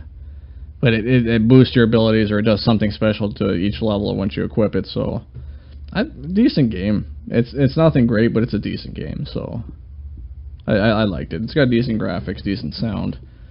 I thought it was fine. Just it's been forever since I played it, but I remember when we went through that in an afternoon and beat it. It came out late in the SNES's life cycle, so it got a lot of power out of the system. I remember the graphics looking really good for the system for the time, and for the SNES. Just a 2D beat 'em up with not really beat 'em up, but more platforming involved. Yeah. So that was fine, and I think it's one of those ones I want to kind of, if I see it, not one I really want, but if I happen to see it when perusing the local used game shop here, I'll probably end up buying it here. Yeah. But the next one we got here was The Mask came out in 1995 from developed by Black Pearl, published by THQ. Got an 8.0 reader review average. And a lot of people think of The Mask, they think of the movie. This one was kind of had a lot of the based more off the movie, but not a lot of people know The Mask was based off. I think if I remember right, a Dark Horse comic, right? Yeah, it was Dark Horse. There's also a cartoon that came after the movie, but yeah. That's relevant. It's a one-player side-scroller, like you said, based off the movie. You play in scenes from the movie, like his apartment, the high-rent district, outside, inside the bank, the park, the prison, and the nightclub. It actually received good reviews from what we read, and incorporates a lot of the elements from the movie, like the giant hammer, stuff like that. It was like a whirlwind attack you read. So I actually haven't... I have this on order. I haven't had a chance to play it yet. But from what I've read and seen, the graphics look good, the sound looks good. It looks like they put a lot of time in this. And we read that's actually one of the better movie games out there. Yeah. So I don't think there's any other Mask games out there to represent the comic book at all, so that's why we kind of included this one. But it is based off of a comic book. I've read some of the series, but not a lot of it. So yeah, kind of just from like a couple of reviews I was checking out there, it kind of sounded like it reminded me of. It sounds like the game's awesome, but you gotta work to get past some parts. They're kind of like X-Men 2: The Clone Wars, maybe. So we'll have to wait and see. Next one we got here is I think this is the only one we got based off an Image comic, and that's what Image comic can it be but Spawn? Brought out in 1995 from publisher Acclaim, and developed by, I'm probably going to butcher this, Ukiyote. You got a 6.7 reader review average. So, Matt, what can you tell us about this one? It's another one-player side-scrolling action, of course. Decent gameplay and graphics, actually. Like, I put this in the first time I played it. Like, I never played it when I was a kid. I threw it in recently, and I actually thought it was pretty fun. You get unlimited continues. Deal-friendly. Yeah. Plays similar to the comic book. I mean, you get comic panel storylines in between cutscenes and stuff like that. Like I said, I really like the graphics in this. I like the look of the game. One thing I will say, though, is any of your like power attacks, you have to know button combinations for. And me and Dale were playing it yesterday. I mean, I think you had some trouble. Like, I don't even think you did. You hit any special move? I did a Guile-esque somersault kick. That's actually a basic move, though. I'm like, oh, sweet. And you told me, no, that's not a special move. Well, you said you got to input like kind of like Street Fighter, Mortal Kombat style button sequences. Yeah, I don't have a guide for it. I actually had to go online and try to find out what to do to get to the moves, because you heal yourself in the game. And I'm like, you don't really get told how to do it, so it's kind of one of those things like you have to go online to look at how to heal yourself, which is ridiculous to me, but that's kind of a major hassle in finding some of the bosses, because I mean, you have to fight the boss and then stop to heal yourself while you're still getting attacked by that boss. So I had a lot of troubles with that, but other than that, I mean, it really, if it weren't for that, this could have been a great game. Yeah. So I mean, as far as graphics and gameplay go, it was great, but just that, it always seems like there's one thing against a Spawn game. So I've played some of the other Spawn games, and I haven't played the PlayStation or Dreamcast. I played the Dreamcast a little bit, but we'll get into that later on. The PS2 one, it's one of those things. It's not terrible, bad game, but it's just there's always something missing from these games, and I think that was what did it for this one. So. All right. Now this next one may have to be rank up there towards the top, but talking about Teenage Mutant Ninja Turtles 4: Turtles in Time by Konami in 1992, and this had a super high 8.9 average. And you know, I guess I didn't know this. I'm surprised. And you said I was shocked. I didn't know this was actually based off an arcade game. I didn't know there was an arcade game based on this. I've never seen this in any arcade. I've seen the old NES arcade version, the NES port of the arcade Turtles game. 2, technically, yeah. Yeah, or is it referred to on Xbox Live Arcade, 1989 classic arcade? But I didn't know this was based off on an arcade game. Yeah. Well, this is pretty much essentially just like a beat 'em up, just in the vein of all the other Turtles games. For a story, it just kind of begins as April O'Neil's reporting from Liberty Island. Krang flies up in his giant exosuit, which you guys remember from the cartoon. He steals the Statue of Liberty, and I mean, April didn't get kidnapped for once? Oh no. Oh, all right. Oh, wait, no. Yeah, Oh, Shredder hijacks the airwaves to laugh at the turtles, so, she's always getting kidnapped, but, That's how, like, it seemed all of them started off. April gets kidnapped. and they're watching TV, so they're always watching TV, and somehow Shredder gets a hold of the network, but yeah. The turtles jump into action downtown New York and pursue the foot to the streets and the city sewers, and then actually they go to the Technodrome early on in the game in this one, so a lot of games you finally battle your way to the Technodrome. This one you get in there kind of early on, but when you get there, Shredder sends you to a time warp, and then you kind of have to battle your way through the past and the future in order to get home. Some of the bosses included this is the fly version of Baxter Stockman, which I always liked better. I mean, I don't like him. Some of the other games he had him in human form. Yeah, but the human form of him. But I always like the fly version a little bit better. You get Metalhead, Rat King, Toka, and Razar from actually Turtles 2, the movie. Slash, which is probably one of my favorite Turtles characters just because he looks cool, but Bebop, Rocksteady, Leatherhead, Super Krang, Krang in his spaceship, and then Super Shredder. The arcade version actually didn't have Super Shredder in it, but I'll take Super Shredder in the game any day. This, by many, which I Kevin Nash, Super Shredder. yeah, I kind of agree. It's considered the best Turtles game out there. I mean, even with the newer generation of consoles, like out of all the Turtles games, this is considered the best by a lot of people. I kind of like Turtles 3, Turtles in Time, and Hyperstone Heist equally. I mean, they all kind of, I don't know what it is, but I like all three of those games pretty equally. So say this is the best for me, maybe, but yeah, it's a lot of people do consider it the best one they played. So. Oh, it's been a long time since I played this one. I wish I could have had a chance to throw it in again, but from what I remember, it seemed like it not really took advantage of the Super Nintendo. It came out in '92, so it was an early SNES game, but it did some stuff that you didn't see in the NES games, like Turtles or Foot Soldiers would get tossed on screen and you tossed up to the front of the screen, and it looked like they were flying onto you via like a window shield, like you hit a bird on a window shield or something. Kind of had that fourth wall a little bit. Yeah. There's actually a boss fight versus the Shredder where you have to actually throw the Foot Soldiers at him, and it's kind of like he takes over the screen for a second, and you have to dodge his shots. Okay, yeah, I vaguely remember doing that. Yeah, like and it has a crosshair on you, and you're actually going for his perspective, and I thought that was like an interesting touch to it. So. But honestly, this is one of those ones. You have a Super Nintendo and you're into these type of games. This is one of those. It's a must-buy. I guess this is one of the first Turtles games to throw in. Maybe influence for things to come later. A versus fight mode. Yeah. One-on-one fight mode. Yep.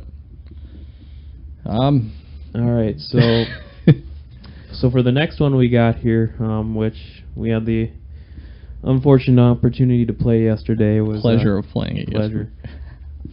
Time Cop, based off the movie, the Jean-Claude Van Damme classic. Not talking about Street Fighter. Came out in 1995, brought out by JVC, and the same people who made the Kaboom box. Yes. And developed by Cyro. Got a 5.0 reader review average, and I remember the movie. I don't remember the comic. Can you fill us in about the comic at all? The comic kind of runs in the same vein. I actually never read the comic book for this. I didn't know it was a comic until after I saw the movie, I guess, and I think it was a Dark Horse comic. But don't quote me on that now, but I'm pretty sure it was. One-player side-scroller. I think they motion captured either Van Damme himself or somebody that looks like him. It was just one player all we had support for. Yeah, it was that's what I said. It was one player. Yeah. But was it Van Damme that they actually motion captured, or was it actually him? It looked like him. I was gonna say it's pretty close, but for SNES graphics, it's kind of throwing you off because the top of the cartridge looks like it's the Time Cop movie title, but the front of the cartridge has a comic character. Yeah. So I was like, I don't know if this is a movie game or not. So I put it in. So first you get the motion capture, which is hilarious. I mean, it's Van Damme in motion capture in a game. And, of course, he has his high kick. He doesn't have his patented roundhouse kick, of which he finishes all of his enemies off in the movie. And he doesn't do the splits. Yeah. And there's no sweaty ass shots in the game either, at least it's from what we played. But got some good jacket waving in the air there. He does a slide move, which he you have to see it. You have to see some footage, but whoa, that's what it looks like. The villains are throw kind of sissy punches. Is what it looks like. It looks like you're just fighting Navy dudes. Yeah. And possibly the silliest looking main boss ever, I'd say. Like the motion capture boss who laughs at you if you die and you have to continue. But if you guys get a chance, check out game over screen ever. Yeah, try to find a video for this. It's just hilarious looking. I'd say it's terrible, but I laughed at it so much that the music even Yes. was it FBI. Yeah. Come on. No, it was Get On It. Get on it. And just the music kind of just repeats that over and over again with an actual voice, and it's just like, oh boy. So I think we managed to make it to like the 3rd level. yes, no, we made it to the 4th. The 4th? Okay. And I just gave up after that because it was too ridiculous. But And like the controls, I think the motion capture controls just really were a detriment to this game. everything's slow. Because alright, check out this awesome motion captured kick and uppercut. It may take 3 seconds to pull off and it'll leave the player vulnerable to all these other types of attacks, but it looks cool. I used to do the just pretty much the only move I used in the game was the downward kick. Yes. And The I mean, like, down kick help. because nothing can hit me with that, and like that's the only thing I could use. But it's just a ridiculous game, though. I don't know if I'd say buy it unless you're a Van Damme fan, which, come on, who's not? But there's a time limit on levels, which which is ridiculous. ridiculous. We outgrew that from the 8-bit era. Come on. Oh man, Get on it. good times though. So if you're a fan of the movie, I guess go for it. But This seems like a AVGN worthy. I know to be covered. it was amazing how ridiculous this game is. Like I said, if you're a fan of Van Damme, you want to see glorious motion capture, like Mortal Kombat, go for it. So. All right, here we got the final SNES exclusive game, X-Men Mutant Apocalypse. And this one we referenced to a little earlier. Came out in 1995 by Capcom. Had an 8.0 reader review average. And Matt, I think you told me earlier this one of another one of your favorite X-Men games, right? I actually really like this one. It looks really good. I was actually surprised with how decent it looked on the SNES. So one-player action platformer. Basically, you have to go to Genosha to rescue some mutants from captivity. You get to play as Cyclops, Wolverine, Psylocke, Beast, and Gambit. So it's kind of similar to the Genesis X-Men 2. The villains for the game are you fight a lot of Genosian magistrates, Sentinels, the Brood Queen, and then Tusk, and then the Tuskettes are kind of like the things that come out of his back. Tusk and the Tuskettes, everyone! Apocalypse, Omega Red, which is surprising, Juggernaut again, Exodus, and Magneto. And like I said, Juggernaut just all over the place, but the missions are shared, so basically you can choose what mission you want to play. Like, you don't have to play in any set order. But you have 2 lives for each character. Pretty much, if you go online, if you go through some walkthroughs for this, there's specific characters that it makes it a lot easier to finish the level with, but you can really play as anybody. So technically you have a total of 10 lives. Yes. Okay. But if you kill one character twice, he's out. And some characters, like I said, it's a lot easier to play them in certain levels. So. Or just like the gameplay vote for this is playing this. It seems like not exactly like Final Fight style, but like the way like everything's animated. Kind of seems like a hybrid of maybe Final Fight, Streets of Rage, and Street Fighter. Kind of just the way characters are animated, the way they fall down and stuff. And I thought it felt different, and I thought it worked for this one. I really liked this one. I don't know, how would you rank this with like say the exclusive Genesis ones? Like, I would probably play the Genesis ones over this one. I'd say X-Men 2 is going to beat all of them hands down. I'd say it's probably on par with the first X-Men game. So, because it seemed like from the reader reviews this was received pretty well. I'd say I still like X-Men 2 better. So. All right, now all we got left are just the multi-platform games here. But before we get to that, here we're going to take a quick little break, and we'll be right back. Hey, Josh, I think we need to come up with a commercial now that we're officially part of VG Evo. I mean, everybody else has got a commercial, they've got their radio spot, we got nothing. Alright, how about we talk about achievements, yo? No, that's already been done. Well, alright, what if we had a catchphrase, like, I don't know, schmazzle wazzle? Schmazzle what? That's ridiculous. Well, alright, how about, who gives a... Alright, that one's been done too. I know that one's been done. Alright, fair enough. What about the top 5 reasons we haven't done a commercial yet? Alright, now you're just being a smartass. No, that's not going to work. Ooh, wait, I got it. We can get our girlfriends and we can challenge them to game on the 360. How about that? I think that's been done too, actually. Alright, fine. Why don't we just tell them who we are? 360 360 Nation. Oh, that's real original. Yeah, because the world needs another 360 podcast. Indeed it does.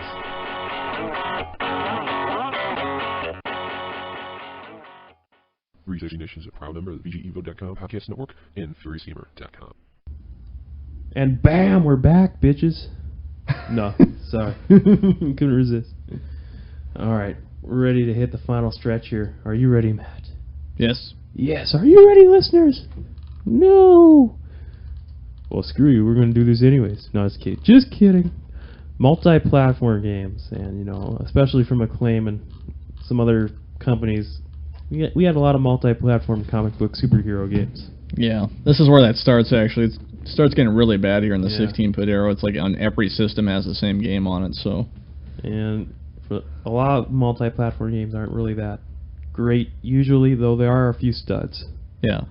But first one we got here is The Adventures of Batman and Robin, and this one is actually a little different because like the SNES and Genesis versions, and there's even a Sega CD version, all three of these versions all kind of have their unique things about them, and the SNES and Genesis versions in particular are really pretty much completely different games. Yeah. I'll kind of take it from there. The SNES version was more of a one-player action game where Robin played a kind of a more minor role. It was well received by fans for like faithful renditions of settings, characters, and music. The villains that appear in the game are the Joker, Penguin, Catwoman, Riddler, Two-Face, Poison Ivy, Scarecrow, Clayface, Man-Bat, and 2 cameos from Harley Quinn. Other characters that appear in the game are Alfred, Summer Gleason, Commissioner Gordon, and Barbara Gordon, his daughter, who actually doesn't appear as Batgirl at all at any point in the series. But most of the levels in this game are actually based off of a number of episodes in the series. It might not say that, but a lot of stuff that appears in the levels are from actual episodes. So, jump to the Genesis real quick. This more is like a 2-player running gun type of game. It's regarded as being extremely difficult. I agree. Yes.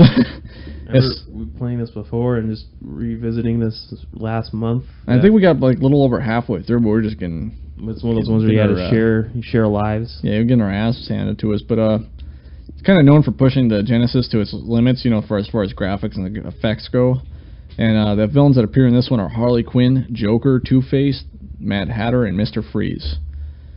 Sega CD now consists of mostly Batmobile chase scenes, and the story advances through animated scenes that were created specifically for the game.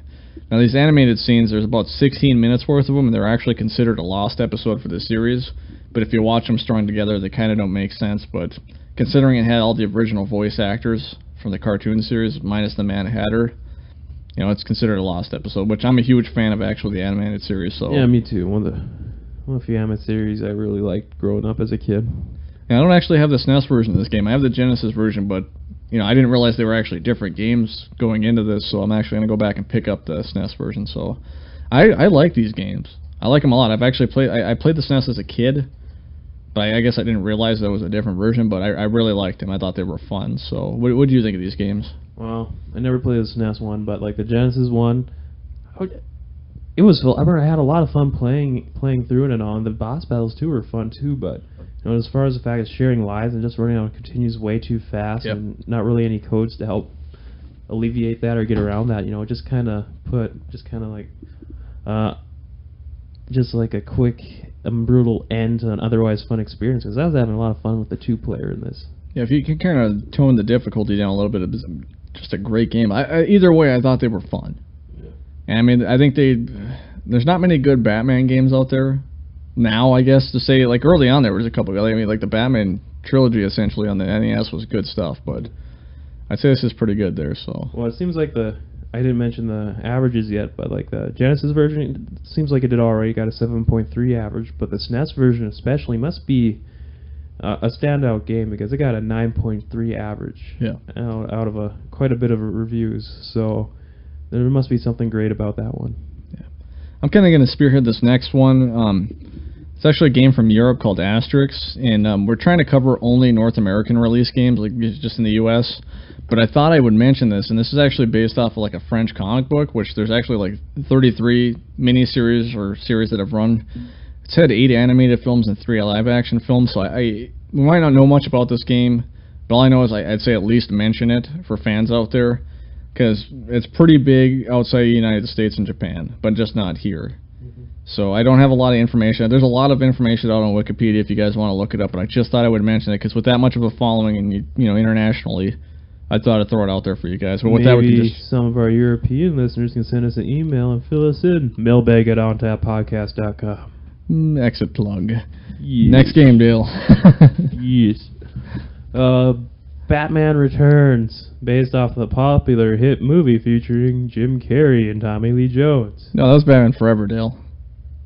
Oh, shit. I mean, based off the hit movie featuring Arnold Schwarzenegger and Alicia Silverstone. No. Arnold Schwarzenegger was in Batman. That was Batman and Robin. God damn it. Batman. Oh, yeah, this is Danny DeVito. There you go. Yeah. Michelle Pfeiffer There we and go. Christopher Walken. There you go. All right. So the last Tim Burton one. With Christian Bale. All right, you want me to take this one over? No. All right. Okay.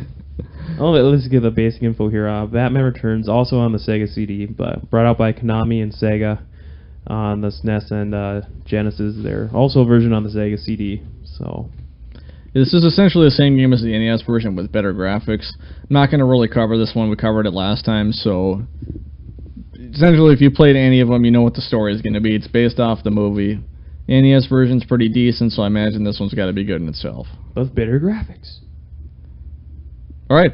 So, yeah. Another Batman game, Batman Forever. With who in it this time? Christian Bale. Yeah, no. No, come on, based. I think that they got clever. They didn't have to work with character license back in this day and age because it was hard to get them to look night and day like the actual big screen counterparts. I imagine back in the 8 and 16-bit days, they didn't have to worry about paying fucking Val Kilmer or whoever to get their likeness into the game. I think right now Val Kilmer would probably pay them to be in a video game because he's not doing too well. Isn't that straight to DVD releases there? So is he? Oh, Columbus Day. I have no idea. But this one was brought out in 1995 by Acclaim, hooray! And Probe developing in 1995, and a 4.2 average on both SNES and Genesis here. So yeah. Well, yeah, it's a two-player beat-em-up game. There's a Mortal Kombat engine. There's a supposed quote-unquote training mode. Use digitized characters, kind of like Time Cop. I kept thinking Time Cop as we played this, but with Batman. Yeah, and when you think about Time Cop, you think awful. So that's what this is. There's co-op with friendly fire or not, depending on how you want to play. I don't know why I'd play with friendly fire, because this is already bad as it is. A side note for bad, on the Super Nintendo, there's load screens, which I don't know if there's that many Super Nintendo games with load screens that I can think of, but They gotta process all those advanced digitized graphics. yes, on the Genesis, I that's the version I own. It's kind of got Mortal Kombat controls, and I got stuck like 20 seconds into this game. I'd say maybe a little bit longer than that, but probably about 2 minutes. But I remember after I figured out how to get to the upper part of the level, I couldn't get down. And I just got pissed off and turned it off because I wasn't going to waste time yesterday. So I haven't really played the game that much, but from what I have played, it's pretty awful. And everybody's mad, apparently. All the villains so far are mad, if you remember that. Yeah. Mad Ned and... Yeah, Mad... Yeah, that game was awful. Mad John, and all the villains have Mad before their name from what we played, so... and yeah. I threw a thread out on our forums on VG Evo, telling people a few days ahead of time that we're doing the send-in. If you have any memories, good or bad, about the many 16-bit comic book games, just to send them and we'll read them on the air. We only got one, but it was about Batman Forever, so I'm going to take it away here. This comes from VG Evo user We Must Obey. While I only played the Genesis version of Batman... Okay, fuck it. Batman Returns, not Batman Forever, I'm sorry. While I only played the Genesis version of Batman Returns, I do own the Game Gear version, which is in the same content, I believe. I'm probably wrong. Oh, I love this game. Making the Penguin wish his mom had swallowed instead of letting herself be knocked up, and while beating up Catwoman was meh. It was nowhere near as awesome as taking Penguin to school, smacking him around with my most favorite hero, the gosh dang Batman. Made me feel like a big man. That's all my experience with 16-bit era superhero goes. Yours lovingly, we must obey. Thank you! Thank you. That was a very uniquely written email. So, no, we want more, though. You know, even it may be we don't know when the 32-bit comic book installment will go, but we can save them until then, too. But, Did he mention Penguin's mom swallowing? yes. All right. Like I said, we want to hear your thoughts on any superhero comic book games. Do you have any 16-bit ones? Or for our next installment, we're going to do 32-bit ones, PS1, Saturn, N64. We want to hear your thoughts on them, good or bad. Mostly bad from this time, though. So send your emails to mailbag@ontappodcast.com. All right, let's move on here. I gotta say it like this, just like the title screen says, at least on the Genesis version. Captain America and the Avengers came out in 1993 from Data East, and on the Genesis, Mindscape published the SNES version. Apparently, the Genesis version was received better as it had a 6.5 average, where the SNES version got a 4.6 average. And this one kind of played a lot more like kind of reminded me of the X-Men beat 'em up, kind of toned down a bit for consoles. Yeah, this one, it was like you said, it was a two-player beat 'em up. It featured Captain America, Iron Man, Hawkeye, and the Vision, so you actually got a couple more characters in the NES version. Some characters that make like supporting appearances are the Wasp, Quicksilver, Wonder Man, and Namor the Submariner. Villains are Claw, the Living Laser, Whirlwind, Wizard, Grim Reaper, Mandarin, the Juggernaut, Ultron, Crossbones, and Red Skull. And we're trying to figure out where the Juggernaut is in here, because it's just like they needed another villain, I'm assuming, so... Yeah, Juggernaut. He'll do.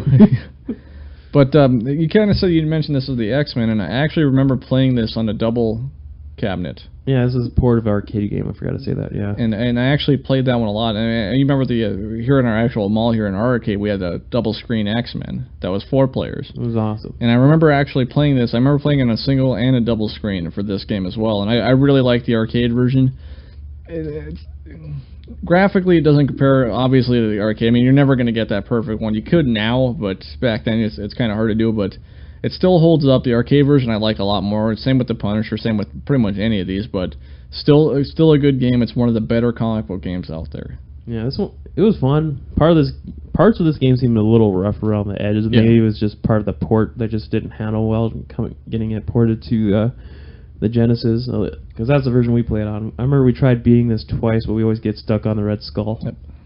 The last damn boss who's freaking hard as hell. And I think we were playing on easy, too. Well, I think we always get past Crossbones, and usually you die at Crossbones, and then I make it to Red Skull and get my ass handed to me, so... Yeah.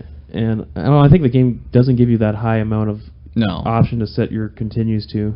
And I've gotten really good at some of these side-scrolling beat-em-ups, so I mean, like, I get hit as little as possible, and this one is still very hard. I mean, we usually play pretty conservatively, at least even on tougher difficulty levels, but even the easy difficulty, it just seemed... Yeah. You had to really watch what you're doing. I think this one stops you on the easy difficulty, doesn't it? Oh, it's not one of those ones like you have to play it on a normal mode. Yeah, you're probably right. And I remember it kind of like the Turtles game, or Superman. You got, aside from being levels, you got to break with a shoot 'em up style level. Yeah. Those are alright. Actually, I really like those. Me too. Really only have to, like, if you have a turbo controller, you could just literally hold the fire button down and just move up and down. They're not really difficult, but nice change of pace in the game. Yeah. I mean, they come in at good times, so... Take a little break from the action there. That's actually usually where I get my health power-ups from. There's a lot of that, because there was not a lot of power-ups in the game. So... And I remember, I really like the overly cheesy bad... There's comic book panels, for the voice acting. Just the dialogue too for the script. Remember, it doesn't have like the action sound boxes, like when you punch somebody. Yep. It wasn't one of them messed up. I can't remember what it said right now, but remember that ploy. Remember that there was like the translation must have been bad. You know what I'm talking about? Yeah. And it said something funny, like it didn't say what it was intended to say, and it looks really funny. But you'd have to play to know what I'm talking about. But. Well, there's like one line where you're confronting a villain, and it's like you have your superhero say, "Where's the statue? Call the police." And the villain says, "Call the police." And it's like, why would the villain say that? You wouldn't want him to call the police. You want him Take them on your own. Wuss. I still like Call the Police, so that's a good line. But there's like, it's just completely monotone. He's like, call the police. Yeah, the delivery and the limited voice acting in this game is just... Then the Juggernaut. It gives Shenmue a run for its money. In the House of the Dead. Damn Juggernaut. Damn Juggernaut. Yeah, I'm with you too. I thought this was a fun beat 'em up. Just it's a good two-player. Like, it's not fun by yourself. Well, it's all right by yourself, but a lot of these games, it's make or break on the two-player. Like, there's nothing like sitting down with a buddy and playing it on like a good afternoon. You got a day off and you got 6 hours to kill. Throwing a couple of these and you got a day made for you. So yeah, I haven't played them drunk yet, but we can find that out too. We'll test that out later. But and I guess like there were some. And we're kind of looking at some walkthroughs. There were some differences between this and the SNES version, and it kind of sounds like the differences made the SNES version a little bit more limiting. So, if you got to go with the version, it sounds like the Genesis version may be the way to go. That's the one we played it on. I haven't touched the SNES version yet. So, all right, next one up here is the Death and Return of Superman, and this one came out in 1994 and 95 for the Genesis and SNES. There got a 8.0 average on the Genesis and 6.9 average on the SNES, and this is also noted for it was brought up by Sunsoft, but it was developed by Blizzard back before they were known for making Warcraft and Starcraft. Yeah. So one-player beat-'em-up game, and it's obviously based on the Death of Superman storyline, which I don't know if you guys know about, but kind of complex. It features all the characters from it. The playable characters you get to use in the game are Superman, the Cyborg, the Eradicator, Superboy, and Steel.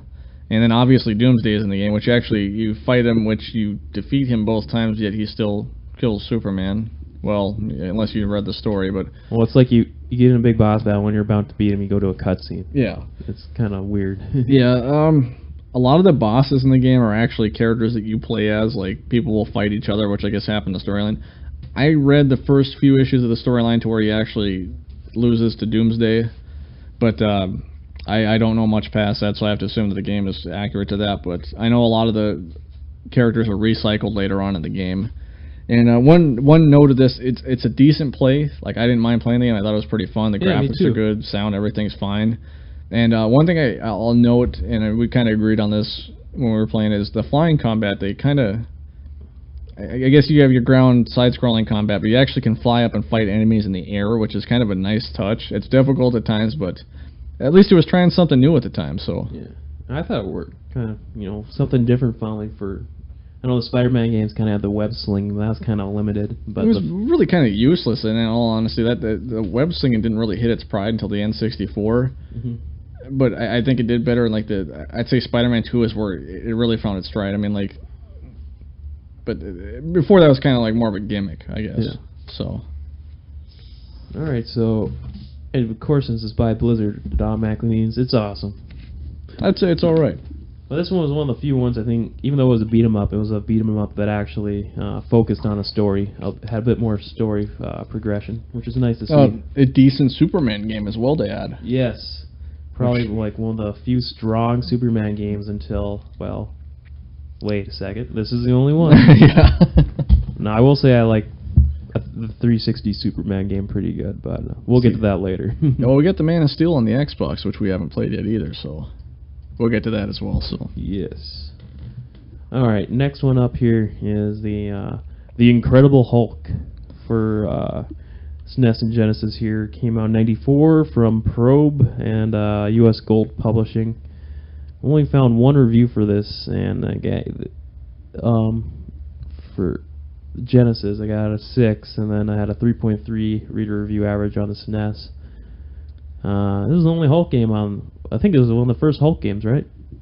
Other than one on the Quest Probe, yes, yeah. It was. He did appear in War of the Gems, but this was it.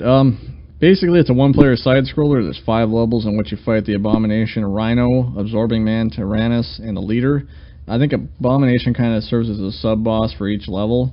There's really no story, and I don't like this game. And I think I played this in front of you, and one thing you'll notice, and when you play the game, it'll say you can play as Bruce Banner. Well, basically, when your life gets low enough and you go to play, you get injured enough times, you turn into Bruce Banner, who is practically worthless.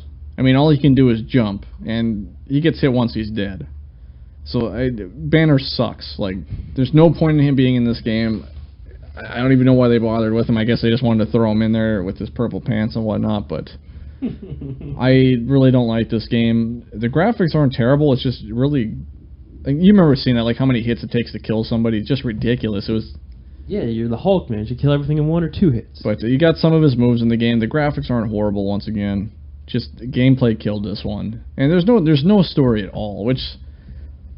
I won't always complain about that, because some of these games you don't really need a story, because if you know the license well enough, you could just throw the game in and play it.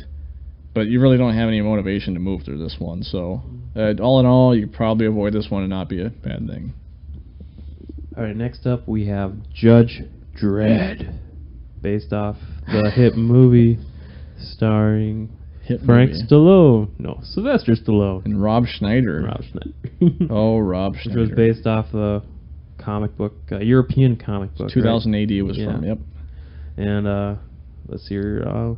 This, I thought at first this game was like another horrible port, but apparently it was received rather well. 7.0 SNES average, 9.5 Genesis average. And from what we played, it seemed like it was actually half decent. Yeah, it's a one-player side-scroller. Decent graphics. Gameplay's not that strong. Basically, you get kind of missions to go through. You have to defeat all the enemies on the screen. You can arrest or what is it, judge? Yes, judge. They put it, or you can kill them. Yeah. It's kind of confusing at some points. That's the one thing I'll say about the game is sometimes I didn't always know where to go. I didn't know what I was supposed to be doing, and when I did get through levels, I'm like, background can be confusing too. I think I got to the second or third level and I just got sick of the game and put it away. But I remember playing this as a kid. And I remembered I thought of it better when I was a kid, but playing it now, I just meh. Yeah, it's based off the movie, so that's pretty much enough to know right there. So. And it's by Acclaim. And Probe, which Probe doesn't have very much good luck with me either, considering they made the Hulk game. So. I remember Probe made a lot of the horrible Game Boy games I played growing up. I'm like, ooh, Mortal Kombat 2, Acclaim and Probe. Oh, this sucks. Alright, next game up here is Justice League Task Force 1995 by Acclaim. And Blizzard, by Blizzard. So, but this got a Genesis average of 5.0, SNES average of 5.4. And Matt, this was one of the illustrious 29 games you beat this year, right? Yes, it was. It's a multiplayer fighting game, actually, which you get to play as Superman, Batman, Wonder Woman, Green Arrow, The Flash, and Aquaman. I'll do the villains real quick before I get into the story. You fight Cheetah, Despero, and Darkseid, or Darkseid or Darkseid. I don't know how to pronounce. I'm assuming it's Darkseid, but Darkseid attacks the planet Earth, destroying a military base in the process. A member of the Justice League, whoever you choose to play, tracks down the other members for information and aid, only to be attacked by those serials in related locations. So basically, you go to meet these heroes or rescue them, and it turns out that they're just doppelgangers for the actual heroes. So you beat them, and then you go to the next one. And then after you beat all the other Justice Leaguers, you fight Cheetah and Despero, and then you go to Darkseid. But basically, your character is stupid in this game. I mean, honestly, like, say you're playing as Superman, you go to fight Batman, you're like, this isn't Batman, I'm going to go talk to Wonder Woman. And then you fight Wonder Woman, and then you're like, this isn't Wonder Woman, I'm going to go talk to Green Arrow. And he does it through the entire roster. I'm like, you'd think you'd figure it out after the second and third one, I'd hope, if you were, especially Batman. I'm like, the guy's a damn detective, for Christ's sake, so. Well, I think it was as the developers couldn't come up with any better of a plotline device for making up a deep roster of villains, so they're like, well, we got 3 villains, let's just have them fight the rest of the Justice League, and we can just say they're evil clones. Well, actually, I don't even... They say that after, at least in the tournament fighters for the Ninja Turtles, they flat out say that they were evil clones that kidnapped Splinter, but... I'm just like, your character, is Superman that stupid? Like, wait, this isn't the Green Arrow, he's fighting me, I can't remember, I think I have already remembered. It wasn't just like this. The one-on-one fighting wasn't. It was okay. I don't remember. It's extraordinary. Aside from the kind of weak plot, though, it's a really good game. If you want to throw something like Blizzard, kind of had a good touch with these games. I mean, the ones that they did weren't bad. Even their non-comic book games like Rock and Roll Racing, Blackthorn, and Lost Vikings. Lost Vikings, some good stuff there. But yeah, this is a pretty good fighting game. I mean, if you're looking for something, throw it in. It's a good play. So, and another good DC game. It's early good DC game. So, which there aren't many of these days. So, but yeah, not really much more to say about that. If if you're a DC fan, you're looking for a good game, go for this one. So I have no problems at all with this game, other than the stupid main character. All right, next up. Even though you may hear the title, may not think of it as a comic book game, this whole plot was based off a comic miniseries here, RoboCop versus the Terminator, and brought out in 1994 by Interplay and Virgin. Genesis got 8.0 average, Super Nintendo got 7.0 average. So, Matt, how is it possible to have RoboCop versus the Terminator? I'm not even going to get into that. It involves somebody named Flo. That's all I'm going to say. Honestly, how could this game be bad? I mean, it's RoboCop versus the Terminator. And actually, it is good. I wish I was being sarcastic, but it's a good game. It's a single-player action game. Really good graphics and sound, and it's actually pretty graphic for a Sega Genesis game. The Sega game is based more on the movies, where the SNES is based on the comic, but it's pretty fun. I mean, honestly, I had a lot of fun with this game. You pretty much watched me play this straight through. Yeah, I got a chance to dabble with it a little bit, too. And yeah, the only thing that I would have to say is the final boss is a pain in the ass. And we kind of gave up at a point, like I had to play it over again because I lost the final boss. And we looked up a walkthrough for it, and the guy says pretty much it was like a half hour to 45 minutes to defeat the final boss, which is essentially just the Terminator skull. Yeah, it was a big Terminator skull, and you got to beat him by just shooting at him nonstop for like half hour straight almost. Yes. And they say not to lose your good weapons, not to get killed, which I lost my good weapons right away and got killed. And I think then we wasted like 63 lives on the guy. Yeah, you had a cheat code to have like I think start off with like 50 lives, but it's easy to earn extra lives. Yeah, basically like you can get a good 20 to 30 extra lives in this game, so you really don't need the cheat code. But I throw it in just to fight the final boss. It was 63 lives I went through to defeat this guy, and still could not beat him. Yeah, so. And you're like shooting at him for like literally a half hour straight. Yes, and just nothing. Actually, I think I was over 40 minutes when I finally got killed. So just ridiculous. Honestly, this is one of those games. It's out of the Marvel DC franchise. It is definitely worth picking up if you find it, and it's pretty common. So I definitely recommend this game. And this is Interplay too, isn't that the guys that did Baldur's Gate? Yeah. So that's some early work from those guys. It's a really good game though. And I just put on a note. You said the story is ridiculous. I put it's almost as ridiculous as RoboCop helping aid Sting in WCW. Yeah, look that up on YouTube. All right, so this next one here. It seems like maybe one of the few ones from Acclaim or its subsidiary LJN. Spider-Man and Venom in Maximum Carnage. 1994 by LJN and Software Creations. Got a 7.4 review average for the SNES, 7.8 for Genesis. Well, I guess I'll take it from there. Single player beat 'em up. You get to play as Spider-Man or Venom with Captain America, Black Cat, Iron Fist, Cloak and Dagger, Deathlock, Morbius, and Firestar giving support attacks. Your main villains are Carnage, Shriek, Doppelganger, Demogoblin, and Carrion. And your cutscenes are pretty much directly taken from the comic. It's the first teen-rated Spider-Man games and received mixed reviews from critics. Some notable mentions: it's had a red cartridge, and you like the band as well. It had a soundtrack by Green Jelly, which Dale, you remember their hit single, but yeah, the awesome. Oh gosh, probably people listening to this who are probably like just even 2 years younger than us probably don't remember this hit song from the 90s. The metal version of Little Pig, Let Me In. That's all you need to know. Yeah, it also featured a MIDI in the game that sounded like the Mob Rules by the Dio era of Black Sabbath. So, what do you think of this game? I thought it was fine. I thought it was actually like a solid beat 'em up. Like we said a little earlier, the web slinging can be a little limited, but at least it was. Like a Superman game, it was something different. Maybe not as good as a Flying and Death and Return of Superman, but yeah. It was something different. And this game seemed just begging for 2-player support, and the game didn't have it. Maybe they weren't. It took too much more processing, but the sequels seemed to have no problem with that, which we'll cover in a little bit. But I thought it had a great, comic book feel to the game, and just it's pretty much based. Wish it had 2-player support. It is pretty much based straight off the Maximum Carnage storyline, which love or hate, that's what it is. But I mean, we read a review about somebody that really hated the storyline but loved the game, and I don't mind the storyline. It's kind of weak. It's the 90s version of comic books. I mean, if you know what I'm talking about. If you read comic books in the 90s, everything was extreme, and Todd McFarlane had his muscly heroes and whatnot, but... Everything had foil covers. Yes. So what was the Maximum Carnage storyline in it? Quick. It was like a 14-part crossover that started with Spider-Man Unlimited 1, which, of course, they have to start a new series when they do a crossover, but more or less, Carnage breaks out of prison, recruits a couple other characters, they join in. Spider-Man tries to fight him, Venom shows up, he hates Carnage, so they join forces, and then a bunch of other people join up, and then Fantastic Four shows up, and it's a huge clusterfuck that really nothing happens in. And Spider-Man is a whiny bitch throughout the whole thing. And almost gets people killed. As he should. I mean, like, literally, like, when I was a kid I read this, I'm like, oh man, it's awesome, Carnage is killing people. You know, like, it's 90s, I'm excited because I'm 10 years old, and now I read it, and I'm like, after reading comic books for so long, I'm like, what a pile of shit this was.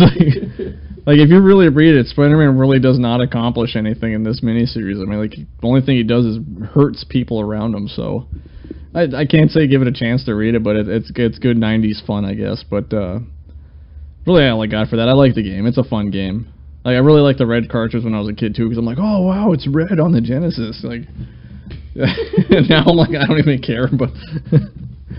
kind of jump into the next game if you want. That's a sequel to it, more or less. And for some reason, I really like the subtitle for this one. You know, you rarely see games have badass subtitles anymore. It seems like every subtitle now has to have, like, evolution or, like, revolution or redemption or something like that in there. This one, no, it goes the extra mile. Spider-Man and Venom, separation anxiety. Yeah, that's right. From Software Creations and Acclaim, and came out, got both 6.4 and 6.0 averages there for the SNES and Genesis respectively. This one's had 2-player support, which helped a lot. Equally awesome. Yes. Same gameplay as Maximum Carnage, more or less, just with the 2-player support, which honestly made it way more fun. I used to like Maximum Carnage better as a kid, but now, just with this 2-player support, I prefer Separation Anxiety, but you also get the support from Captain America, Ghost Rider, Hawkeye, and Daredevil, which I actually really like the support assist in this. Your villains consist of the jury, which the members of the jury are Sentry, Ramshot, Screech, Bomb Blast, Firearm, and Whisper. And then the 5 symbiotes are Riot, Agony, Lasher, Scream, Phage, and then Carnage makes an appearance in the game as well. A lot of the villains towards the end, especially the symbiotes, are recycled as like a kind of...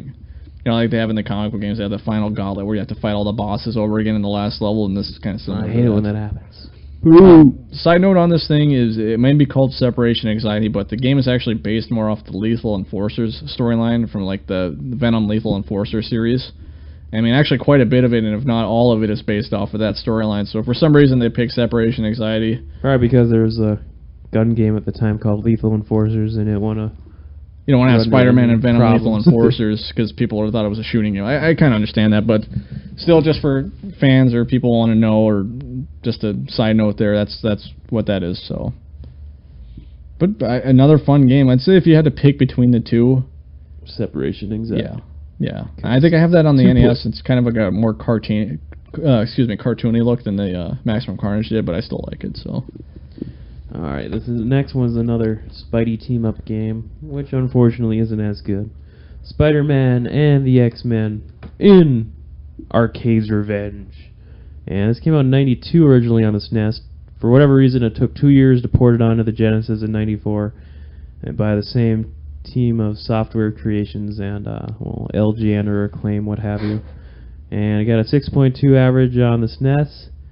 And I think this was pretty much, there's two, what I interpreted as just read them as just read the reviews for the Genesis version for this on GameFAQs, because they averaged out to a 9.5, and I think a guy just took his true feelings about the game and wrote them down as the complete opposite. It's a clean, completely honest review, that one is. Spider-Man the X-Men Arcade's Revenge is a single-player platform. It's incredibly difficult. From what people have said, I've played it too. I cannot stand this game.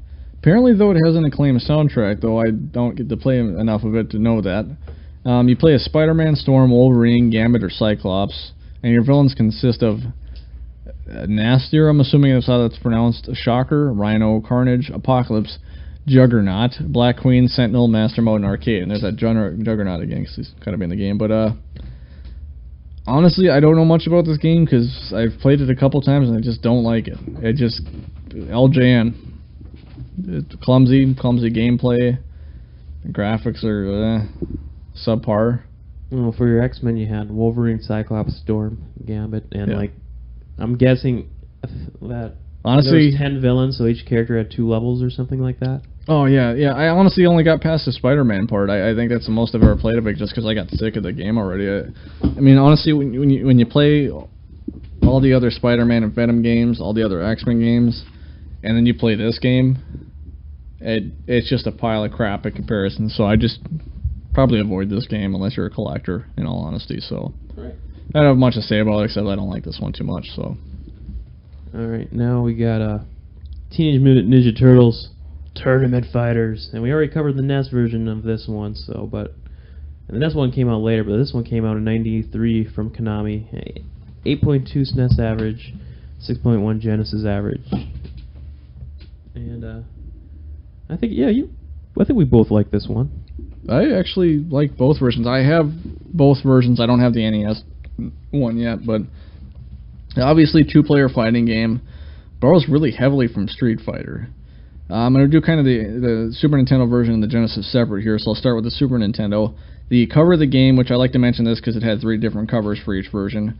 The cover for the SNES version features Donatello and Armageddon the Shark, which if you don't know the Archie series, I guess you're not going to know that, but in this game it features the 4 turtles, Shredder, War, Asuka, Wingnut, Chrome Dome, Armageddon, Rat King, and Karai, who's Shredder's daughter, for those of you guys that know.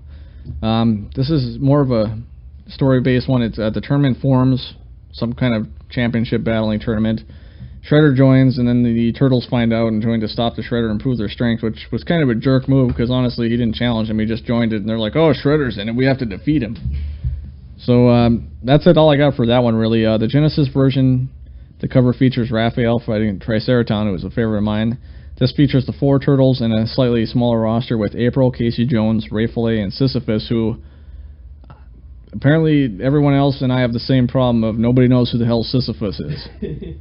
Like, I have no idea who this is. I don't think he's in anything else. Send us a letter if we're wrong. I don't know. But this story revolves around Splinter getting captured by clone turtles. The player must travel to Dimension X, fight Triceraton, Krang, and Karai. I like both of these. They both like play the same, was it pretty much? I like this. The Super Nintendo's a lot smoother. The Sega Genesis is but it depends on the characters. Honestly, I'd probably go with the Super Nintendo depending on what characters you like, but... I remember playing the Genesis version, and I just remember really rocking April O'Neil because she had like some kind of Chun-Li-esque attacks. Yeah. Attacks. I will say the Super Nintendo kind of featured more from the Archie series, which... I mean, as a kid, I grew up on the grocery store comics. Yeah. Which, if you know what I'm talking about, like the grocery store, the local one had comic books there, and I'm like... I kind of read what they had, because I lived out of town, so I came into town and I read the grocery store comics. Well, Archie Ninja Turtles was what I had, based off the cartoons, and a lot of the characters in the SNES version were from the Archie series, so that's why I kind of prefer that one. But, I get them both if you're a fan of the Turtles. I'm even trying to track down the NES one, which I think has an even smaller roster, but still, they're both pretty decent games. Go with the SNES if you're going to get one, though. Cool. Alright, and...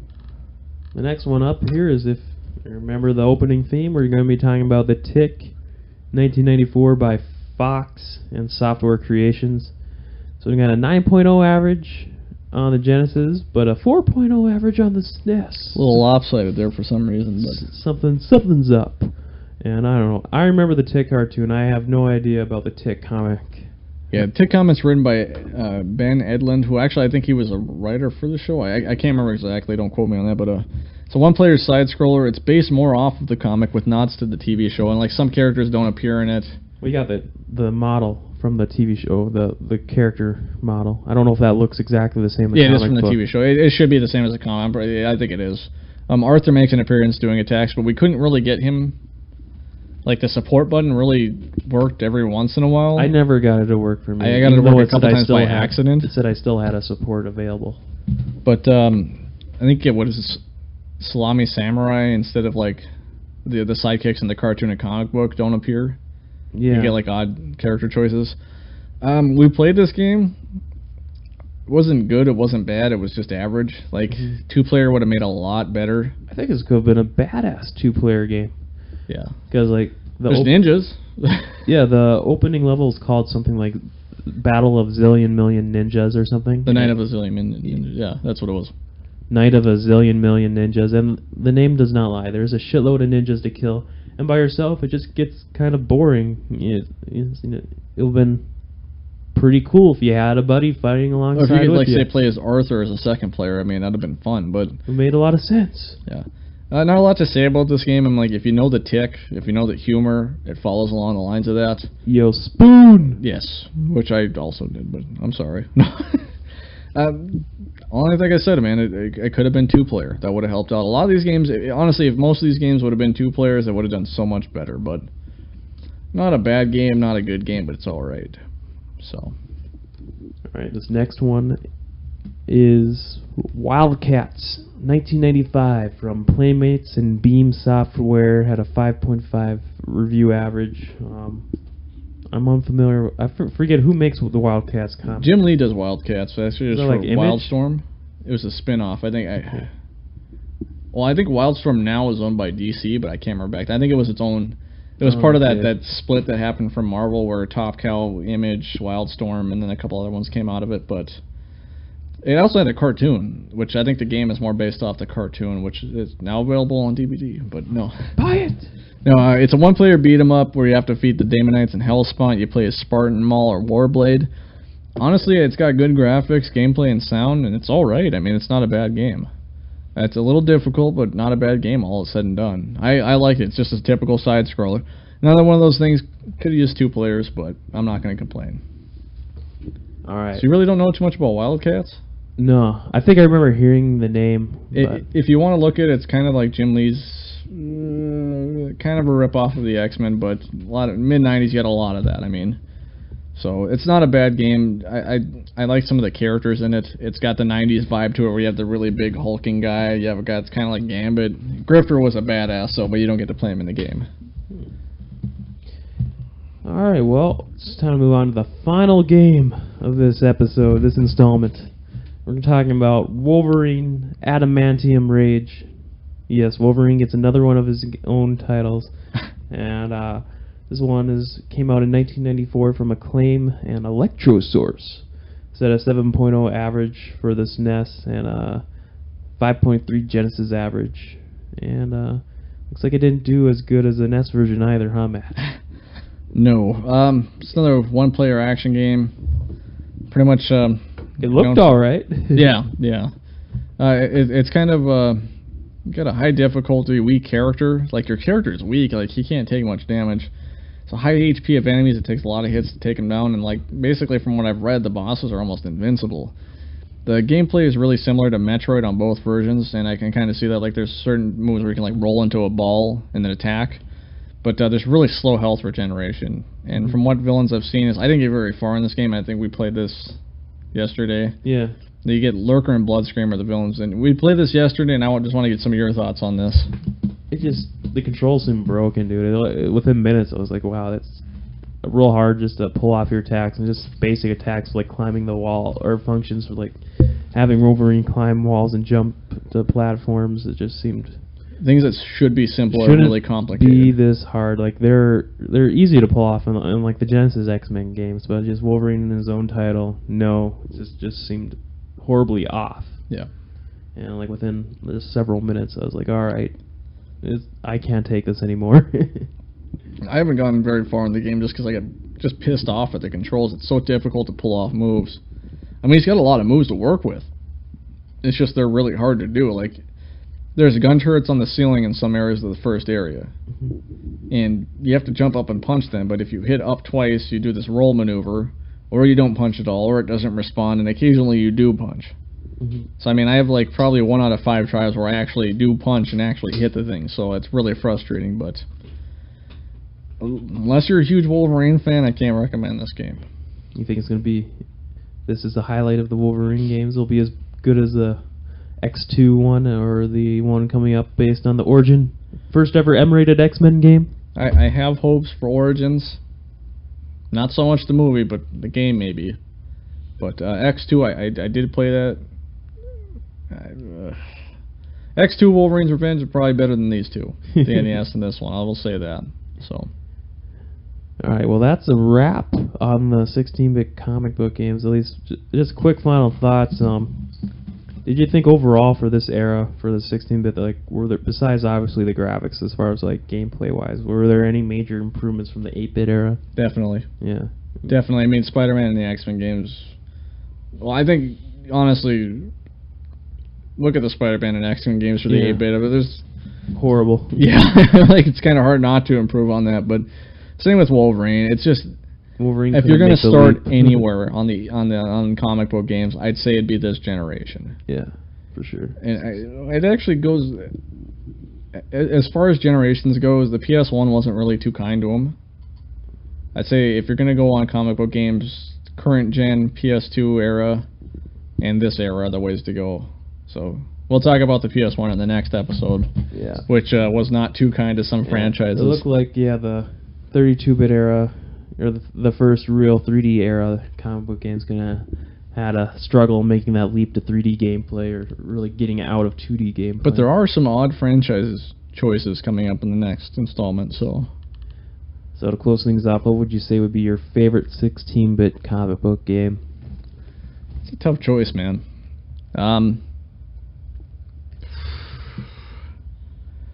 I'd say that almost I can't pick one, but if I had to pick a tie, can I pick a tie? Sure. Can I do a top 5 in no order? That's not really. Sure. Okay. Punisher, Hyperstone Heist, Turtles in Time, X-Men 2. Let me scroll down here and see what I got. I know Punisher is easily just because I'm a huge Punisher nut, and because it was such a. I love the arcade game, the Genesis version. It was pretty damn good. I'm going to have to say the Punisher would automatically be my favorite. Though, I would have to say Hyperstone Heist, and it's been a long time since I played Turtles in Time. I'd probably have to say Hyperstone Heist and Turtles in Time would be right up there, too. I'd say Separation Anxiety would top on my top 5. Yeah. For those, because that was pretty good, too. It's hard to choose. There's a lot of good ones. There's a lot of crap ones, but I'd say it's pretty even in this generation of games. I mean, there's good and bad. It's more evened out, like... NES, there's a lot of crap. Yeah. I mean, there's a lot of crap during the NES run, so... But... Well, I hope you guys enjoyed this, and we're going to work really hard on the next one. Oh, we spent many hours of exhaustive many research. money, or many money. Especially you. A lot of money, You've been hunting down a lot of these old games. Just so you guys know, just for this, I have actually been tracking down every comic book game that's out there. And I'm currently practically all of them. I think I'm 10 games away from owning literally every comic book game for every system. And we're actually dusting them off, getting some playtime in, at least giving each game a fair shake. I'd say, honestly, dude, since the last time we did a show, I think I've gotten probably close to like 46 comic book games on order. And I got like 16 more in the mail. I could have given some word on Batman Return of the Joker. I'm still waiting on that order to come in. So, yeah. But I think I have every 16-bit comic book game right now. I'm not bragging or anything, but I mean, like, just to actually get some hands-on time for you guys to let you guys know what's going on with them. So, by that, I'm a huge fan. So, right, so be on the lookout for the next 32-bit installment for the comic book game retrospective special. Probably may not be the very next episode, but within 2 or 3 episodes from now is probably when we'll knock that one out. So, be on the lookout for that. And like I said, we want to hear your thoughts on comic book video games, so send your emails to mailbag at ontappodcast.com. Make sure to read and respond to them on the next comic book installment. So make sure to check out our official forums. If you only got just a quick line or two to post away for what you thought of the show, every little line, every little piece of feedback helps. Makes me keep on getting another episode out there. So any feedback's just greatly appreciated. Check out our forums on vgevo.com. So Matt, thanks again for trekking along. We hope you guys enjoyed this. We will talk to everyone next time.